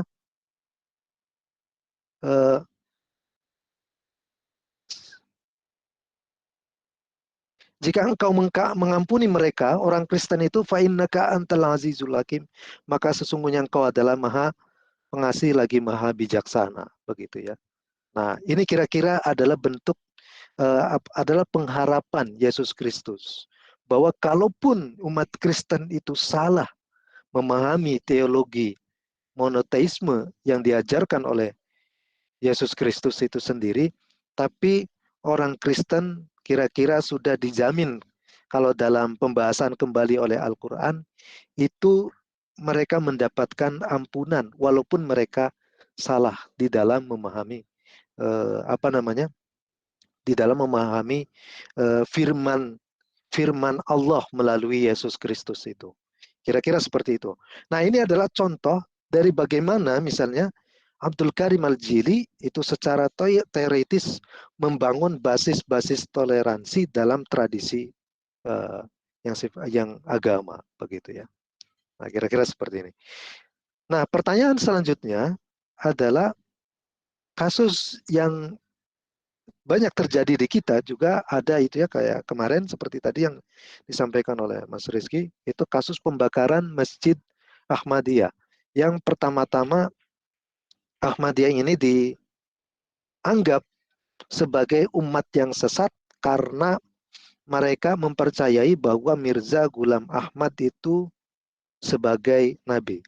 Nah, lagi-lagi di sini kita harus memandang yang seperti ini tidak terlalu serius nabi dalam pengertian kayak Nabi Muhammad ya, nabi baru begitu. Ahmadiyah itu banyak di antara mereka ya, terutama mungkin juga Mirza Ghulam Ahmad itu menganut mengikuti ya yang kita sebut sebagai tarekat ya. Kalau tarekat kan berarti kan tradisi sufi, tradisi tasawuf. Saya menganggap bahwa kemungkinan Mirza Ghulam Ahmad, taruhlah kalau misalnya benar dia mengklaim sebagai nabi, maka dalam nabi pengertian yang seperti apa dulu begitu ya, kira-kira seperti itu. Nah, dalam Al-Quran, dalam hadis Nabi, memang tidak ada nabi setelah Nabi Muhammad SAW. Nah, tapi problemnya kita juga percaya bahwa setelah Nabi ada Nabi lagi. Siapa itu? Nabi Isa. Itu kan turun ya. Kalau seandainya tidak ada Nabi, nah seharusnya Nabi Isa juga tidak ada ini. Karena beliau Nabi, begitu ya. Masa ia turun derajat ketika Nabi Isa sebelum kedatangan Nabi Muhammad adalah Nabi, tapi ketika datang yang kedua kalinya setelah Nabi Muhammad, dia bukan Nabi, tapi orang biasa. Masa tidak seperti itu? Nah, karena itu orang sekali Ibnu Arabi mencoba mentafsirkan kembali apa yang dimaksud dengan kenabian di sini begitu ya. Nah, karena itu ada yang sampai berkeyakinan bahwa ada nabi yang musyarri', ada yang nabi yang ghair musyarri'. Nabi yang membawa wahyu, ada juga nabi yang tidak membawa wahyu. Nah, Ibnu Arabi kemudian memperluas lebih jauh bahwa nabi yang tidak membawa wahyu itu adalah para wali ya. Yang kita sebut misalnya Al-Ghauth Al-A'zam atau Al-Ghauth Al-Abraq atau Al-Qutbur Rabbani, itu bahasa lainnya ya, itu adalah para nabi-nabi pasca Nabi Muhammad, tapi bukan nabi yang membawa syariat baru, tapi nabi yang mendukung syariat yang dibawa oleh Nabi Muhammad SAW. Dan itu mereka diklaim sebagai nabi kalau dalam bahasa Ibnu Arabi. Misalnya dalam Al-Hujwiri itu di dalam kitab Kashful Mahjub, itu beliau mengatakan bahwa bidayatul wilayah ghayatul wilayah bidayatun nubuwah, begitu ya. Puncak kenabian begitu. Puncak kewalian adalah awal daripada kenabian. Nah, misalnya ada seseorang, misalnya Syekh Abdul Qadir Al-Jalani, atau dalam versi Ahmadiyah Mirza Ghulam Ahmad mencapai puncak kewalian. Nah, oleh Al-Hujwiri disebut puncak kewalian itu adalah bidayatun nubuwah, awal daripada kenabian. Begitu. Maka ini bisa kita sebut kalau dalam perspektif sufi Ibnu Arabi ini, ya ini disebut sebagai nabi begitu ya. Nah, tapi nabi jangan dianggap serius kayak Nabi Muhammad SAW. Nah, tapi ini nabi dalam pengertian yang berbeda begitu ya, yang tidak membawa syariat, tapi ya semacam para wali itu ya. Karena wali itu kan posisinya kayak sama dengan para nabi-nabi di zaman Israel, taruhlah seperti itu. Kalau dalam konteks seperti ini. Nah, pemahaman yang seperti ini saya kira cukup unik karena secara doktrin itu melahirkan ya doktrin toleransi ya di kalangan antar umat beragama seperti yang dicontohkan misalnya oleh Abdul Karim Al-Jili, ataupun di dalam konteks antar umat, antara intra umat beragama, yakni umat Islam dengan umat Islam sendiri. Taruhlah dalam konteks di sini adalah umat Islam dengan konteks umat Ahmadiyah. Ya, walaupun mereka Ahmadiyah ini juga baca kitabnya sama gitu ya, Bulughul Maram mereka baca, Subulus Salam karya Son'ani mereka baca. Ya Sunni banget lah sebenarnya. Bukan Syiah ya, tapi Sunni itu. Seperti itu. Yang kitab-kitabnya. Hanya dalam konteks pemahaman terhadap konsep kenabian itu, saya menganggapnya bahwa mereka ini banyaknya terinspirasinya dari gagasan para sufi itu ya, sekaliber Ibnu Arabi ataupun misalnya Abdul Karim Al-Jili, karena itu pemahaman mereka saya kira itu lebih sangat toleran itu ketimbang misalnya Muslim Sunni ataupun misalnya Muslim Syiah begitu, seperti itu. Itu secara teoritis ya kawan-kawan.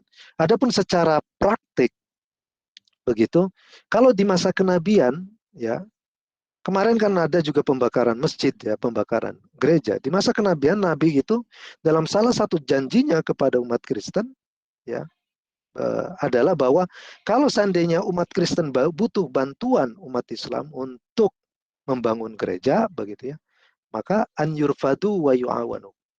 Umat Muslim wajib membantu umat Kristen begitu. Yang seperti ini dalam konteks kesejarahan Arab Islam juga sudah terlaksana ya. Misalnya di era Muawiyah bin Abi Sufyan atau mungkin di era kenabian dan di era Muawiyah bin Abi Sufyan. Muawiyah bin Abi Sufyan itu kita kenal siapa sih beliau ya? Beliau adalah seorang sahabat Nabi yang menjadi raja pertama kali di dalam sistem kenegaraan Islam ya, Raja Bani Umayyah. Nah, tapi beliau itu kalau ada beliau menunjuk beberapa gubernur, terutama misalnya kalau di Damaskus, di Suriah itu ada wilayah Homs namanya, Homs, tempat dulu ya ini ya apa namanya, orang-orang Ikhwan Muslimun itu dibantai oleh Al-Hafiz, bapaknya Bashar al-Assad itu. Ada 2000 dari orang Ikhwan Muslimin dibantai di situ. Homs itu dulunya itu adalah gubernurnya adalah orang Kristen, ditunjuk oleh Muawiyah bin Abi Sufyan langsung begitu ya. Begitu juga ketika ada sengketa antara sekte-sekte di dalam Kristen terkait keilahian Yesus Kristus itu menariknya sekte-sekte Kristen ini meminta Muawiyah untuk memutuskan mana yang menjadi resmi pandangan negara gitu ya. Gitu. Dan ini menarik teman-teman. Seperti itu. Yang menjadi resmi pandangan negara itu mana? Sekte Marunia atau satu lagi sekte apa begitu ya? Saya lupa namanya. Nah, itu seperti yang diceritakan oleh Ibnu Al-Athal dalam kitabnya itu Wizaroh ya, Al-Wizaroh. Itu Sorful Wizaroh kalau nggak salah. Nah, ini secara prakteknya begitu. Praktek bagaimana toleransi dipraktekkan oleh Nabi ya, terkait misalnya ada perjanjian Nabi dengan umat Kristen bahwa kalau umat Kristen misalnya butuh bantuan untuk pembangunan gereja dan lain-lain, boleh itu nanti disalurkan lah donasi negara kira-kira untuk ke situ, atau misalnya di Muawiyah bin Abi Sufyan. Bagaimana misalnya prakteknya kalau di Nusantara begitu ya? Kalau kita perhatikan, misalnya kalau di Indonesia sebelum kemerdekaan itu kita mengenal atau Islam Islam di era kolonialisme itu kan ada namanya Kiai Sadra, teman-teman. Kiai Sadra ini ditemukan itu di dalam kamarnya, yaitu ada kitab Fathul Qorib, ada kitab Fathul Mu'in ya. Kata beliau, ditanya oleh anggota jemaatnya, kenapa kamu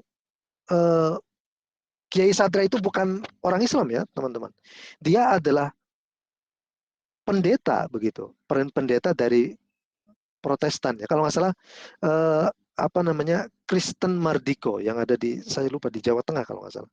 Dia gitu di lemarinya itu ada banyak-banyak kitab pesantren itu. Ketika ditanya oleh muridnya, ya, anggota jemaatnya, kenapa menyimpan kitab-kitab umat Islam kayak begini katanya begitu ya.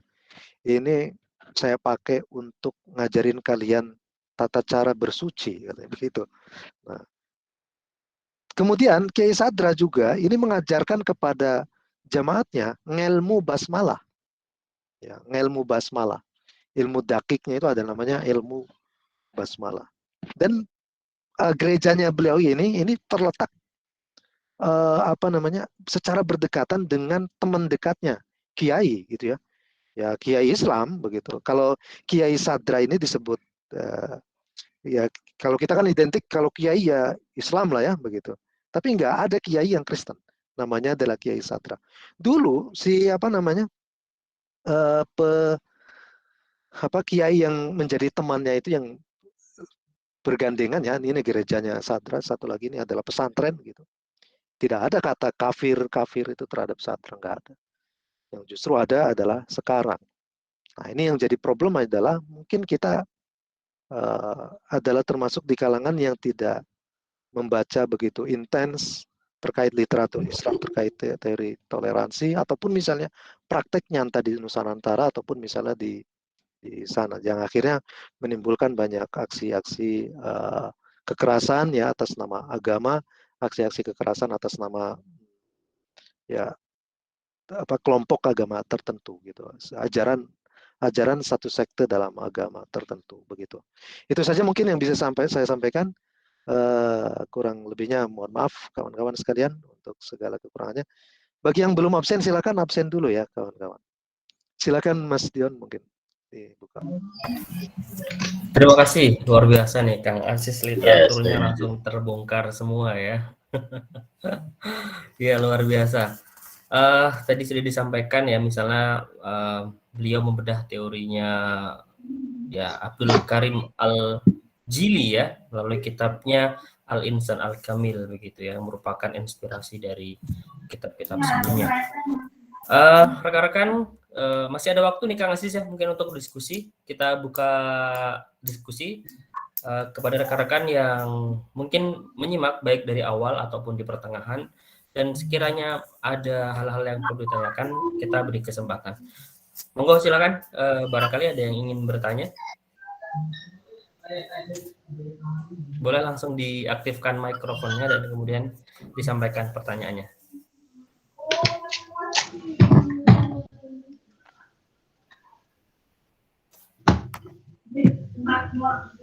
Oke, tampaknya belum ada yang tertarik untuk bertanya. Barangkali Kang Aziz dan juga Kang Rizky, saya boleh mengajukan pertanyaan nggak nih? Iya. Tapi jangan yang susah-susah. Oh, enggak. Ya, bertanya aja sambil mengisi rekan-rekan mudah-mudahan yang lain bisa juga memberikan tanggapan begitu ya. Oke.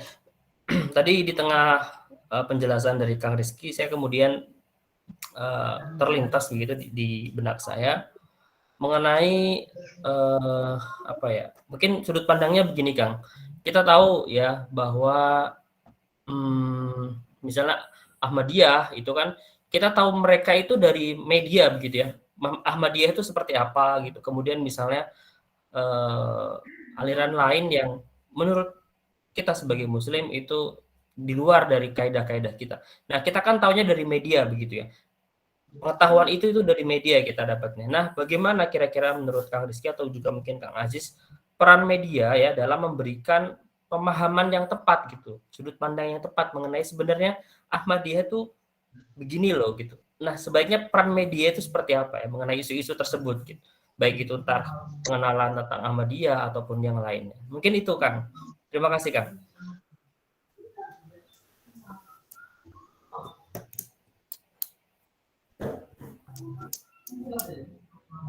Boleh silahkan ditanggapi atau yang lain boleh juga kalau memang ada pertanyaan boleh langsung disampaikan. Monggo Kang Aziz dulu. Kang Aziz dulu boleh. Pelaku media.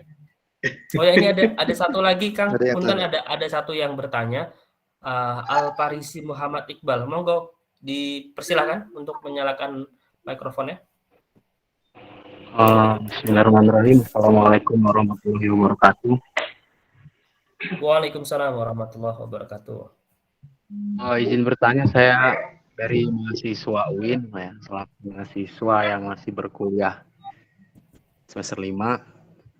Saya pernah membaca buku itu di karang Bang Cepri itu mengenai subjektivitas atau kebenaran yang subjektif. Ya.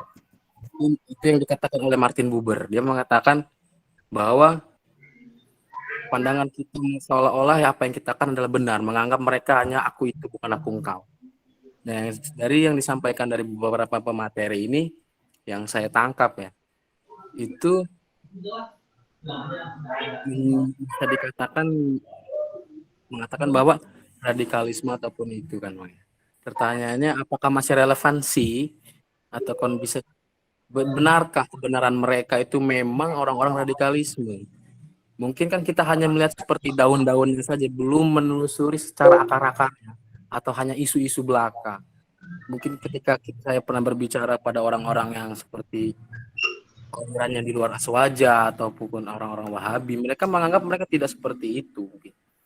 Jadi yang pengen saya pertanyakan, apakah ini isu ini benar keberadaannya ataupun bagaimana? Mungkin cukup sekian lah. Allah muwafiq ila aqwamit thoriq. Wassalamualaikum warahmatullahi wabarakatuh. Waalaikumsalam. Waalaikumsalam warahmatullahi wabarakatuh. Terima kasih pertanyaan dari Al-Farisi Muhammad Iqbal. Luar biasa ya. Berikutnya barangkali ada yang ingin bertanya lagi, satu terakhir. Kita batasi terakhir. Satu nanya lagi.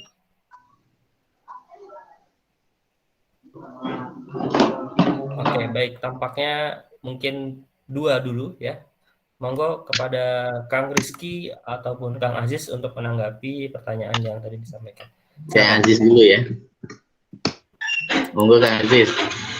Ngecasan sektor mati. Oh, baik. Pertama terkait apakah ada peran media di dalam membangun ini ya, paham radikalisme. Nah, tentu ya ada peranan media dalam membangun paham-paham radikalisme, misalnya di kalangan para remaja ataupun di kalangan di kalangan para pemuda-pemuda Islam. Ada banyak itu, tapi saya tidak, mungkin Mas Rizky bisa menjawab itu ya. Beberapa media ada yang secara konten dan materinya itu jihad mulu gitu ya, jihad terus itu. Isinya itu bahwa yang sana kafir, ini kafir, semua dikafir-kafirin begitu. Dianya sendiri ngaku muslim sendiri aja gitu ya. Padahal mungkin juga dia perilakunya perilaku kafir. Orang suka mengkafir-kafirkan ya kafir juga kan akhirnya begitu. Nah itu banyak media-media itu ya yang bernuansa ke aliran yang sifatnya konservatif ya, maksudnya ke arah kanan begitu, ke arah kanan. Dan sayangnya ini kemudian dibaca oleh mereka-mereka yang memang belum belum pernah belajar Islam kecuali hanya lewat internet ataupun misalnya lewat guru-guru yang mereka pandang, wah ini guru ini hafal Al-Quran, hafal letak ayat-ayatnya dan lain-lain, diminta untuk ini baca aja media ini. Itu ada juga ya penelitian-penelitian seperti itu yang mengkonstruk seperti itu. Nah, dan media ini seperti dalam studi critical discourse analysis atau analisis wacana kritis itu adalah sebagai agen daripada representasi, ya, agen daripada representasi. Di situ ada fakta, kemudian di situ ada kenyataan yang dibuat atau yang dibentuk begitu. Seperti apa? Di era 4.0 ini itu sudah tidak peduli lagi apa yang disebut fakta atau kenyataan. Yang jelas fakta dan kenyataan itu ya sekarang sudah dibalut dengan polesan-polesan tertentu yang dianggap sebagai itu adalah yang sejati gitu ya. Ini kalau dalam bahasa studi cultural studies disebut sebagai era post-truth ya, era pasca kebenaran, di mana fakta itu tidak menjadi sesuatu yang penting lagi, tapi yang penting adalah bagaimana otak-otak warga itu di brainwashing sehingga yang hadir di dalam benak mereka itu adalah kenyataan yang mereka adalah konstruksi kenyataan yang dikonstruksi ya, bukan kenyataan seperti apa adanya, tapi kenyataan yang dikonstruksi yang dibalut oleh ideologi tertentu kemudian disebarkan dan itu menjadi satu cara pandang begitu. Nah, demikian juga misalnya kalau media, kenapa ada isu-isu misalnya dibakar dan lain-lainnya kayak masjid dan seterusnya. Mungkin ada beberapa media yang mencoba memprovokasi seperti itu begitu. Nah, karena itu mau tidak mau ini ya kita tidak harus selalu gampang percaya dengan apa yang disajikan oleh media kepada kita karena mungkin sudah laporan-laporan berita dan lain-lain kemungkinan itu adalah sudah terkonstruk dengan sendirinya begitu ya. terkonstruk dengan sendirinya, sehingga dengan konstruk ya media ini akan mampu mengkonstruk juga concern publik, ya, concern publik, terutama dalam membentuk framework atau cara pandang mereka gitu ya terhadap sesuatu begitu. Nah, mending kalau medianya positif ya, seperti klik saja ini kan. Tapi kalau misalnya yang media-media tertentu itu kan ada, mereka membangun frame tersendiri, menargetkan orang-orang tertentu untuk berpaham radikal, berpaham misalnya anti NKRI dan anti Pancasila, yang dianggap bahwa hanya mereka sendirilah yang benar, yang lain itu adalah salah. Dan ini saya kira media sangat apa namanya, sangat berperan sekali di dalam membentuk seperti itu. Nah, kemudian pertanyaan yang kedua terkait apa ya tadi ya, saya lupa. Apa? Terkait subjektivitas, Kang. Terkait subjektivitas. Nah, kalau untuk pertanyaan kedua, mungkin pertanyaan dari saudara Al-Parisi, itu kan tadi sebenarnya sudah bisa dilihat ya dari yang pernah dipaparkan, yang tadi disampaikan oleh Kang Rizky Gunawan, terkait data-data radikalisme dan juga wajah intoleransi yang dilakukan penelitiannya oleh Setara Institut ataupun misalnya PPIM, dan itu saya kira itu kan berbasis penelitian ya. Jadi apa yang memang intoleransi dan juga radikalisme itu kira-kira walaupun masih berupa potensi, itu akan mengancam kalau seandainya tidak segera ditanggulangi ya, tidak segera dicegah begitu dengan menyebarkan paham-paham moderat atau misalnya paham-paham yang toleran seperti itu kira-kira. Itu saja mungkin yang bisa saya jawab. Silakan.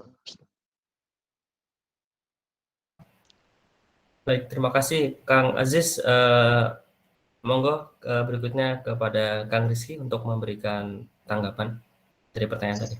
Oke, terima kasih Kang Budi. Saya tuh senang sekali ya bisa duduk bareng lagi sama Kang Aziz. Memang beliau ini kalau secara keilmuan dalam sekali. Saya dari dulu memang sangat menjadi panutan lah kalau masalah keilmuan seperti ini. Terkait dengan media ya, ini berdasarkan hasil riset saja ya. Dalam hasil riset ya, dalam Alfara Institute tentang generasi milenial dan juga generasi-generasi lainnya, generasi Z, milenial dan Bumi Booms, bahwasanya di era sekarang ya sekitar 40% lah, sekitar 40%. Kalau saya tampilkan bisa sih sebenarnya, ada itu hasil penelitiannya. Sekitar 40% bahwasanya generasi Z dan milenial dan kita sekarang ini, bahkan generasi boomer itu sudah mulai mengakses informasi itu di media sosial. Bahkan kalau menurut Mas Ulil Absor, ketika saya ada pelatihan dengan beliau tentang moderasi beragama, era sekarang ini terjadi pergeseran otoritas keagamaan, authorism of religions, dalam artian ya siapa sih yang memegang otoritas berbicara agama, nah, gitu kan. Kalau dulu pada sebelum era digitalisasi sekarang, sebelum adanya YouTube ya, sebelum orang bisa mengakses ngaji di Google, di YouTube dan lain sebagainya, tentunya kalau kita berbicara masalah keagamaan, tentunya kebanyakan ya masyarakat itu kan datang ke ustadz, ke kiai ya, dan lain sebagainya. Tapi karena era media sekarang, bahkan kata Kang Aziz tadi ada era post-truth ya, eranya istilahnya yang benar, kita kadang-kadang bingung sesuatu yang benar pada yang salah, kadang-kadang sesuatu yang salah kalau di-framing menerus akan menjadi sesuatu dianggap benar ya. Nah, seperti itu era sekarang. Nah, makanya ya salah satu tawaran dari Mas Ulil ya, bukan dari pribadi ya, dari Mas Ulil Absor Abdallah itu adalah ya ini perlu dihadirkan media-media yang bisa mengimbangi, nah, gitu kan. Perlu dihadirkan media-media yang bisa mengimbangi media-media yang selama ini mengarahkan kepada post-truth atau mengarahkan kepada sesuatu yang tadi disampaikan oleh Kang Aziz adalah isinya hanya mengatakan jihad, poligami dan lain-lain saja gitu kan. Dan hanya menampilkan satu sisi. Dalam padahal kalau berbicara misalkan kayak masalah Ahmadiyah, oke lah kalau media itu mengangkat bahwasanya Ahmadiyah sesat secara ilmiah, ya secara ilmiah keagamaan mungkin dianggap itu benar, ya tidak hoax dan lain sebagainya. Tapi ketika kita menampilkan sisi yang lain, misalkan memang secara keagamaan Ahmadiyah mungkin dianggap sebagai sesat, tetapi dalam bermasyarakat posisi sebagai warga negara, nah itu perlu juga ditampilkan. Itu yang kurang. Ya mohon maaf ini kadang-kadang ya saya melakukan riset kecil-kecilan juga lah di Lampung lah ya. Masyarakat kita ya khususnya yang sudah baby boomers atau orang tua lah ya kita anggap sebagai nenek kita atau ibu kita, mau tidak mau, ya bukan mau tidak mau, secara fakta di lapangan, mereka sangat terpengaruh oleh media. Contohnya WA Group lah, yang paling gampang ya. Mungkin WA Group tahu sendiri bagaimana luar biasanya, masifnya, ya orang-orang itu menyebarkan dalam tanda kutip ya informasi-informasi yang mengarahkan hoax, informasi-informasi yang mengarahkan sesuatu yang mungkin akan menyebabkan paradigma pandangan orang-orang tua itu menjadi agak lebih keras, bahkan ekstrim. Itu terjadi. Nah, bahkan ya kalau bagi mereka ya media bagi kalangan-kalangan milenial ke atas itu kan Facebook. Nah itu mungkin dialektika dan beberapa media-media yang lain ya mungkin yang sudah dilakukan oleh adik-adik kita ya Kang Aziz kayak Bincang Syariah. Nah itu menjadi salah satu media alternatif untuk mengimbangi media-media yang tadi. Kita tidak bisa untuk mencerca menyalahkan ini, misalkan kayak Punten ya salah satu kayak PKS piungan, misalkan media Islam apa gitu kan yang dalam artian isinya itu hanya mencaci, kemudian mengajak jihad, khilafah dan lain-lain. Itu kita nggak bisa hanya menghardik mereka, tapi yang kita lakukan adalah kita action, kita hadirkan media-media yang bernuansa lebih moderat, bernuansa Islami yang kebangsaan keindonesiaan gitu. Nah, kayak Kang Aziz dengan kreativitasnya menghadirkan dialektika. Nah, itu seperti itu. Sebenarnya yang perlu dilakukan adalah itu. Karena memang perang sekarang adalah perang media sosial. Bahkan kalau generasi Z nggak kenal Facebook lagi mungkin sudah kenal TikTok. Nah, jangan sampai TikTok itu hanya dikuasai konten-konten yang hanya goyang-goyang joget-joget saja ya Kang Aziz ya. Coba Kang Aziz dan teman-teman ya atau generasi-generasi Z kita ini masuk ke TikTok itu ya isinya mungkin ada penyebaran pemahaman-pemahaman yang lebih moderat ya, pelurusan sejarah. Kalau Kang Aziz ini kan sangat dalam ya pengkajiannya. Mungkin Kang Aziz masuk dalam dunia TikTok isinya apa ya tadi mengkaji tentang keislaman lebih menarik gitu kan.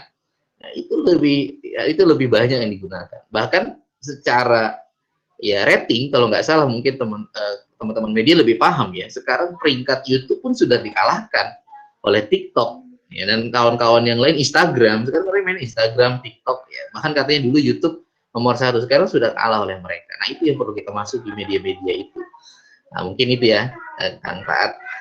Kemudian terkait subjektivitas ya itu jelas lah kalau hanya mungkin tadi Faris ya hanya mendatangi 1 atau 2 orang yang mungkin secara perspektif dan di lapangan tidak sama dengan apa yang yang di riset, yaitu tidak bisa juga dijadi justifikasi bahwasanya riset itu salah kan. Ya, masalah subjektivitas kan kalau hasil lapangan riset dengan metodologi ilmiah itu bisa dijadikan sebagai landasan.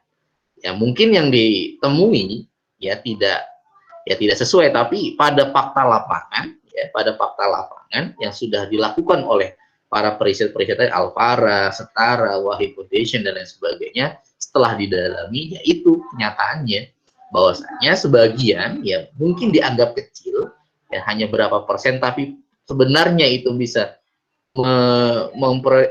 mempresentasikan berapa 11 juta umat ya, 11 juta warga negara atau warga Islam ya, bahwasanya memang intoleransi, radikalisme, pemahaman yang ekstrim ke kanan itu faktanya di lapangan ada dan banyak dan terjadi.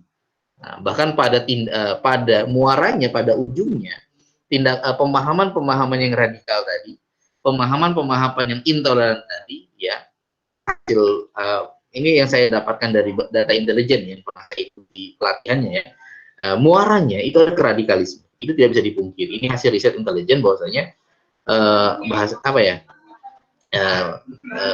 bibit-bibit di kampus, ya bibit-bibit di sekolah, ya mohon maaf ya saya sebut nama kayak HTI, kemudian dan lain-lain yang mengaku lembaga-lembaga dakwah ya, yang mendoktrin dan sebagainya, muaranya setelah itu adalah tindakan ekstremisme. Walaupun hanya kecil, tapi itu fakta di lapangan.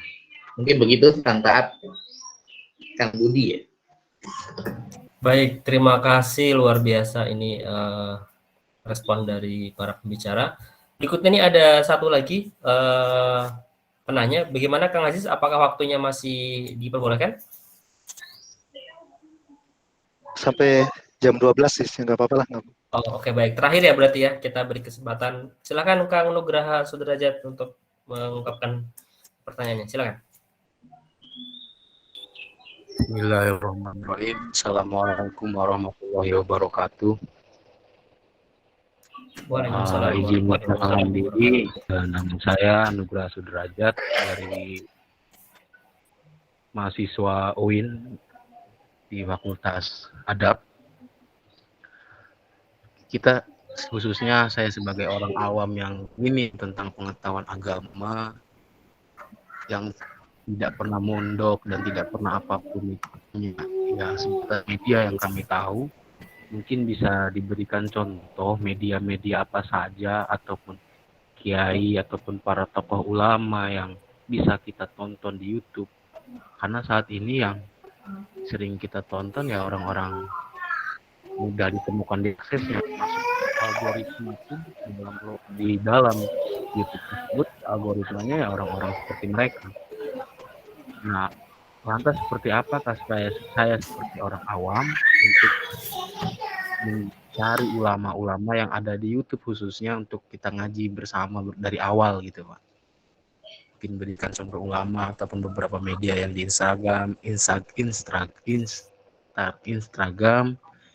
agar kami bisa tahu agama yang dari awal seperti itu Pak. Mungkin cukup sekian. Assalamualaikum warahmatullahi wabarakatuh. Waalaikumsalam warahmatullahi wabarakatuh. Terima kasih Kang Nugraha ya. Jadi pertanyaannya adalah mengenai apa ya? Mungkin panduan begitu ya. Bisa dikatakan daftar list lah ya. Ulama-ulama atau materi-materi yang bisa kita jadikan rujukan. Monggo Kang Rizky atau Kang Aziz. Ini mah Kang Aziz yang bisa jawab. Kang Aziz dulu aja. Mas Rizky nih. Ya kalau Karena saya rekomendasikan ya tetap rekomendasikan dialektika sebagai media ya. Atau ada islami.co itu juga. Ada bincang syariah, ada Dispedia ya. Itu adalah beberapa media yang cukup menyuarakan Islam yang moderat ya. Bukan berarti Islam yang lemah gitu, tapi ya ini ya, Islam yang humanis ya, Islam yang menghargai nilai-nilai kemanusiaan, itu adalah salah satu beberapa media ya, contoh gitu ya, dialektika salah satunya ini. Atau misalnya ya tadi islami.co ataupun bincang syariah. Selebihnya itu masih banyak ya teman-teman. Yang jelas begini saja sih, ketika membaca materi apapun atau ketika mendengarkan ceramah apapun di media sosial atau di berbagai macam platform media, itu harus pada satu muara. Apakah bacaan itu bermaslahat untuk saya pribadi dan untuk orang lain atau untuk bangsa atau untuk agama atau tidak begitu. Kira-kira seperti itu. Karena ini adalah akhlak Al-Quran itu kan satu. Akhlak amalus soleh.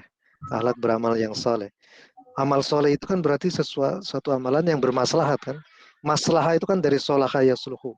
Soleh yang sesuai ya, yang pas, yang atrap dengan kondisi kita, kondisi kebangsaan dan lain-lain. Kira-kira standarnya begitu aja sih. Kemaslahatan. Apakah bacaan itu mengandung maslahat atau tidak? Kalau enggak, jangan.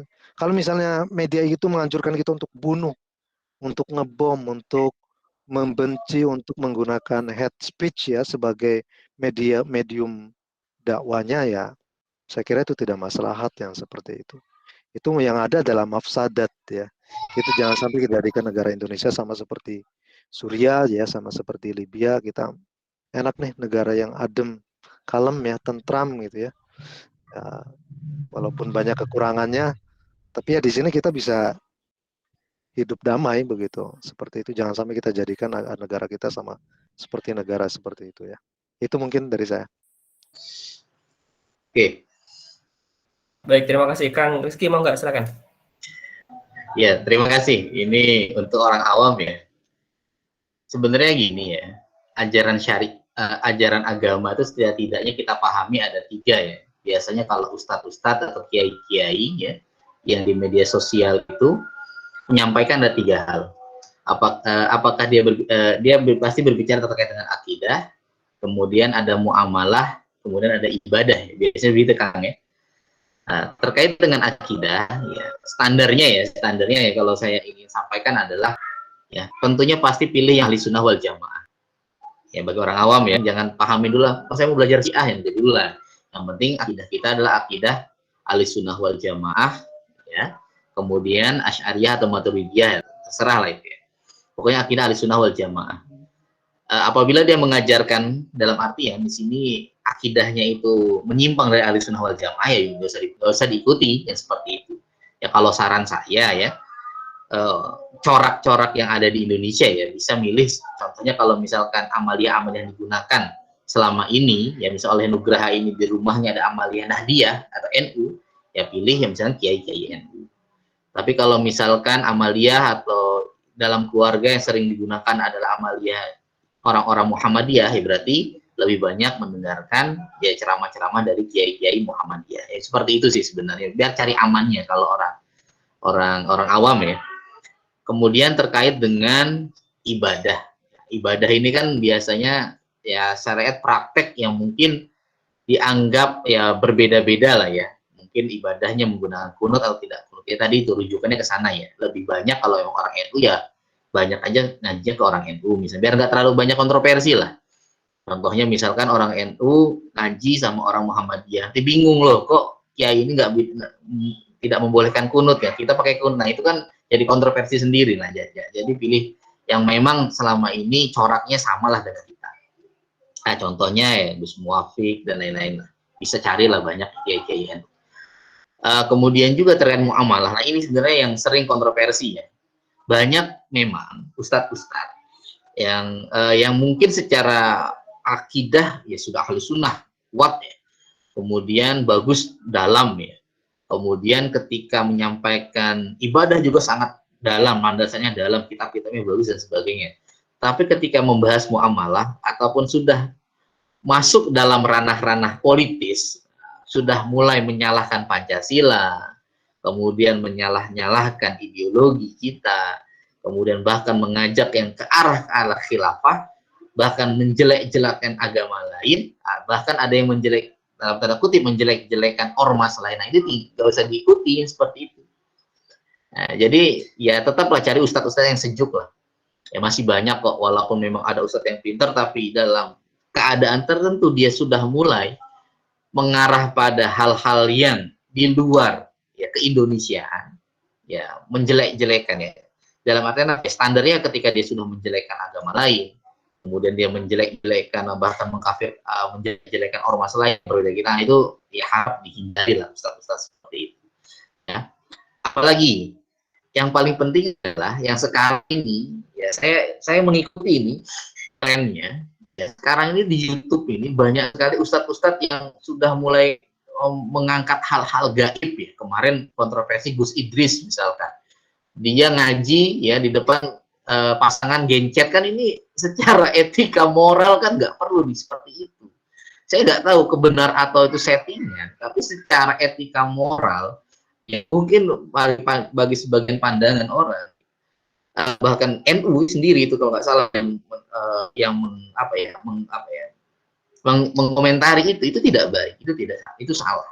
Ya bahkan sekarang mohon maaf ini lagi tren di YouTube itu tentang hal-hal gaib, misalkan genderuwo, wik-wik gitu kan, pesugihan, kayak gini kan apa ya, secara nggak usah lah ngikut-ngikut seperti ini. Ya nggak tahu ya, mungkin karena pandemi ya orang butuh uang ya, karena viewer yang goib-goib ini lebih tinggi daripada diskusi-diskusi ilmiah seperti ini, ya mereka akhirnya ya nggak tahu settingan atau benar ya. Mohon maaf ya, kayak ya istilah yang ada kayak orang-orang yang berantem sama dukun lah, inilah itulah, itu sudahlah, nggak usah diikuti lah hal-hal seperti itu. Mending cari yang lebih genah lah. Ya, cari yang lebih adem, yang cari genah. Kita nggak tahu itu antara sesat atau tidak sesat ya, seperti itu. 11-12, hati-hati yang seperti itu. Ya mungkin itu ya. Jadi memang sekarang itu harus pintar-pintar memilih dan memilah. Tadi benar landasan oleh Kang Aziz dikatakan. Saya sepakat kaitannya dengan maslahah ya. Masalah apakah dia masalah yang disampaikan masalah untuk pribadi kita ya. Kalau sudah masalah buat pribadi ya harus masalah juga dengan masyarakat kita. Jangan sampai setelah kita ikut pengajian dia bukan orang menjadi orang yang muslim ya, malah menjadi orang yang mufsid. Nah itu yang bahaya. Nah itu ya. Mungkin itu yang dapat saya sampaikan ya. Semoga ya menjadi insan kamil ya, insan yang baik yang bisa menjadi muslih bagi semua masyarakat, bukan hanya muslih bagi diri sendiri. Ingat, kita tidak hidup sendiri ya, kita punya keluarga, kita punya masyarakat, kita punya tetangga, kita sebagai warga negara ya, kita juga harus memberikan kemaslahatan bagi seluruhnya. Mungkin itu, wallahul muwaffiq. Assalamualaikum warahmatullahi wabarakatuh. Waalaikumsalam warahmatullahi wabarakatuh. Alhamdulillah ya, dengan berakhirnya paparan dari Kang Rizky Gunawan, maka berakhir pula diskusi mingguan kita kali ini ya, diskusi mingguan dialektika.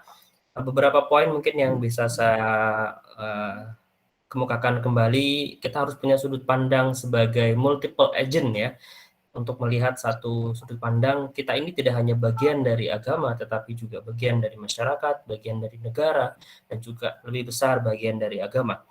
Dan mungkin terakhir sebelum saya tutup, saya ingin membacakan satu quote yang dikemukakan oleh Gus Dur, ya, mengatakan bahwa agama melarang adanya perpecahan, tapi bukan perbedaan. Terima kasih teman-teman dan rekan-rekan yang sudah bergabung di tengah diskusi kita kali ini. Saya selaku moderator mengucapkan terima kasih yang sebesar-besarnya dan sekaligus mohon maaf jika banyak kata-kata ataupun selama memimpin diskusi banyak hal-hal kekeliruan. Saya tutup dengan membaca doa kafaratul majelis. Subhanakallahumma wa bihamdika asyhadu an la ilaha illa anta astaghfiruka wa atubu ilaik. Terima kasih, kita ketemu lagi di diskusi minggu depan dengan tema yang berbeda. Assalamualaikum warahmatullahi wabarakatuh. Waalaikumsalam warahmatullahi wabarakatuh. Nih, makasih banyak nih Mas Taat, Mas Rizky. Sama-sama Kang. Sukses. Terima kasih Kang Aziz. Pamit ya. Terus dialektikanya. Mantap. Lancar. Siap. Makasih Kang Rizky ya. Ya. Pamit, saya pamit duluan. Mohon izin live. Assalamualaikum warahmatullahi wabarakatuh. Waalaikumsalam warahmatullahi wabarakatuh.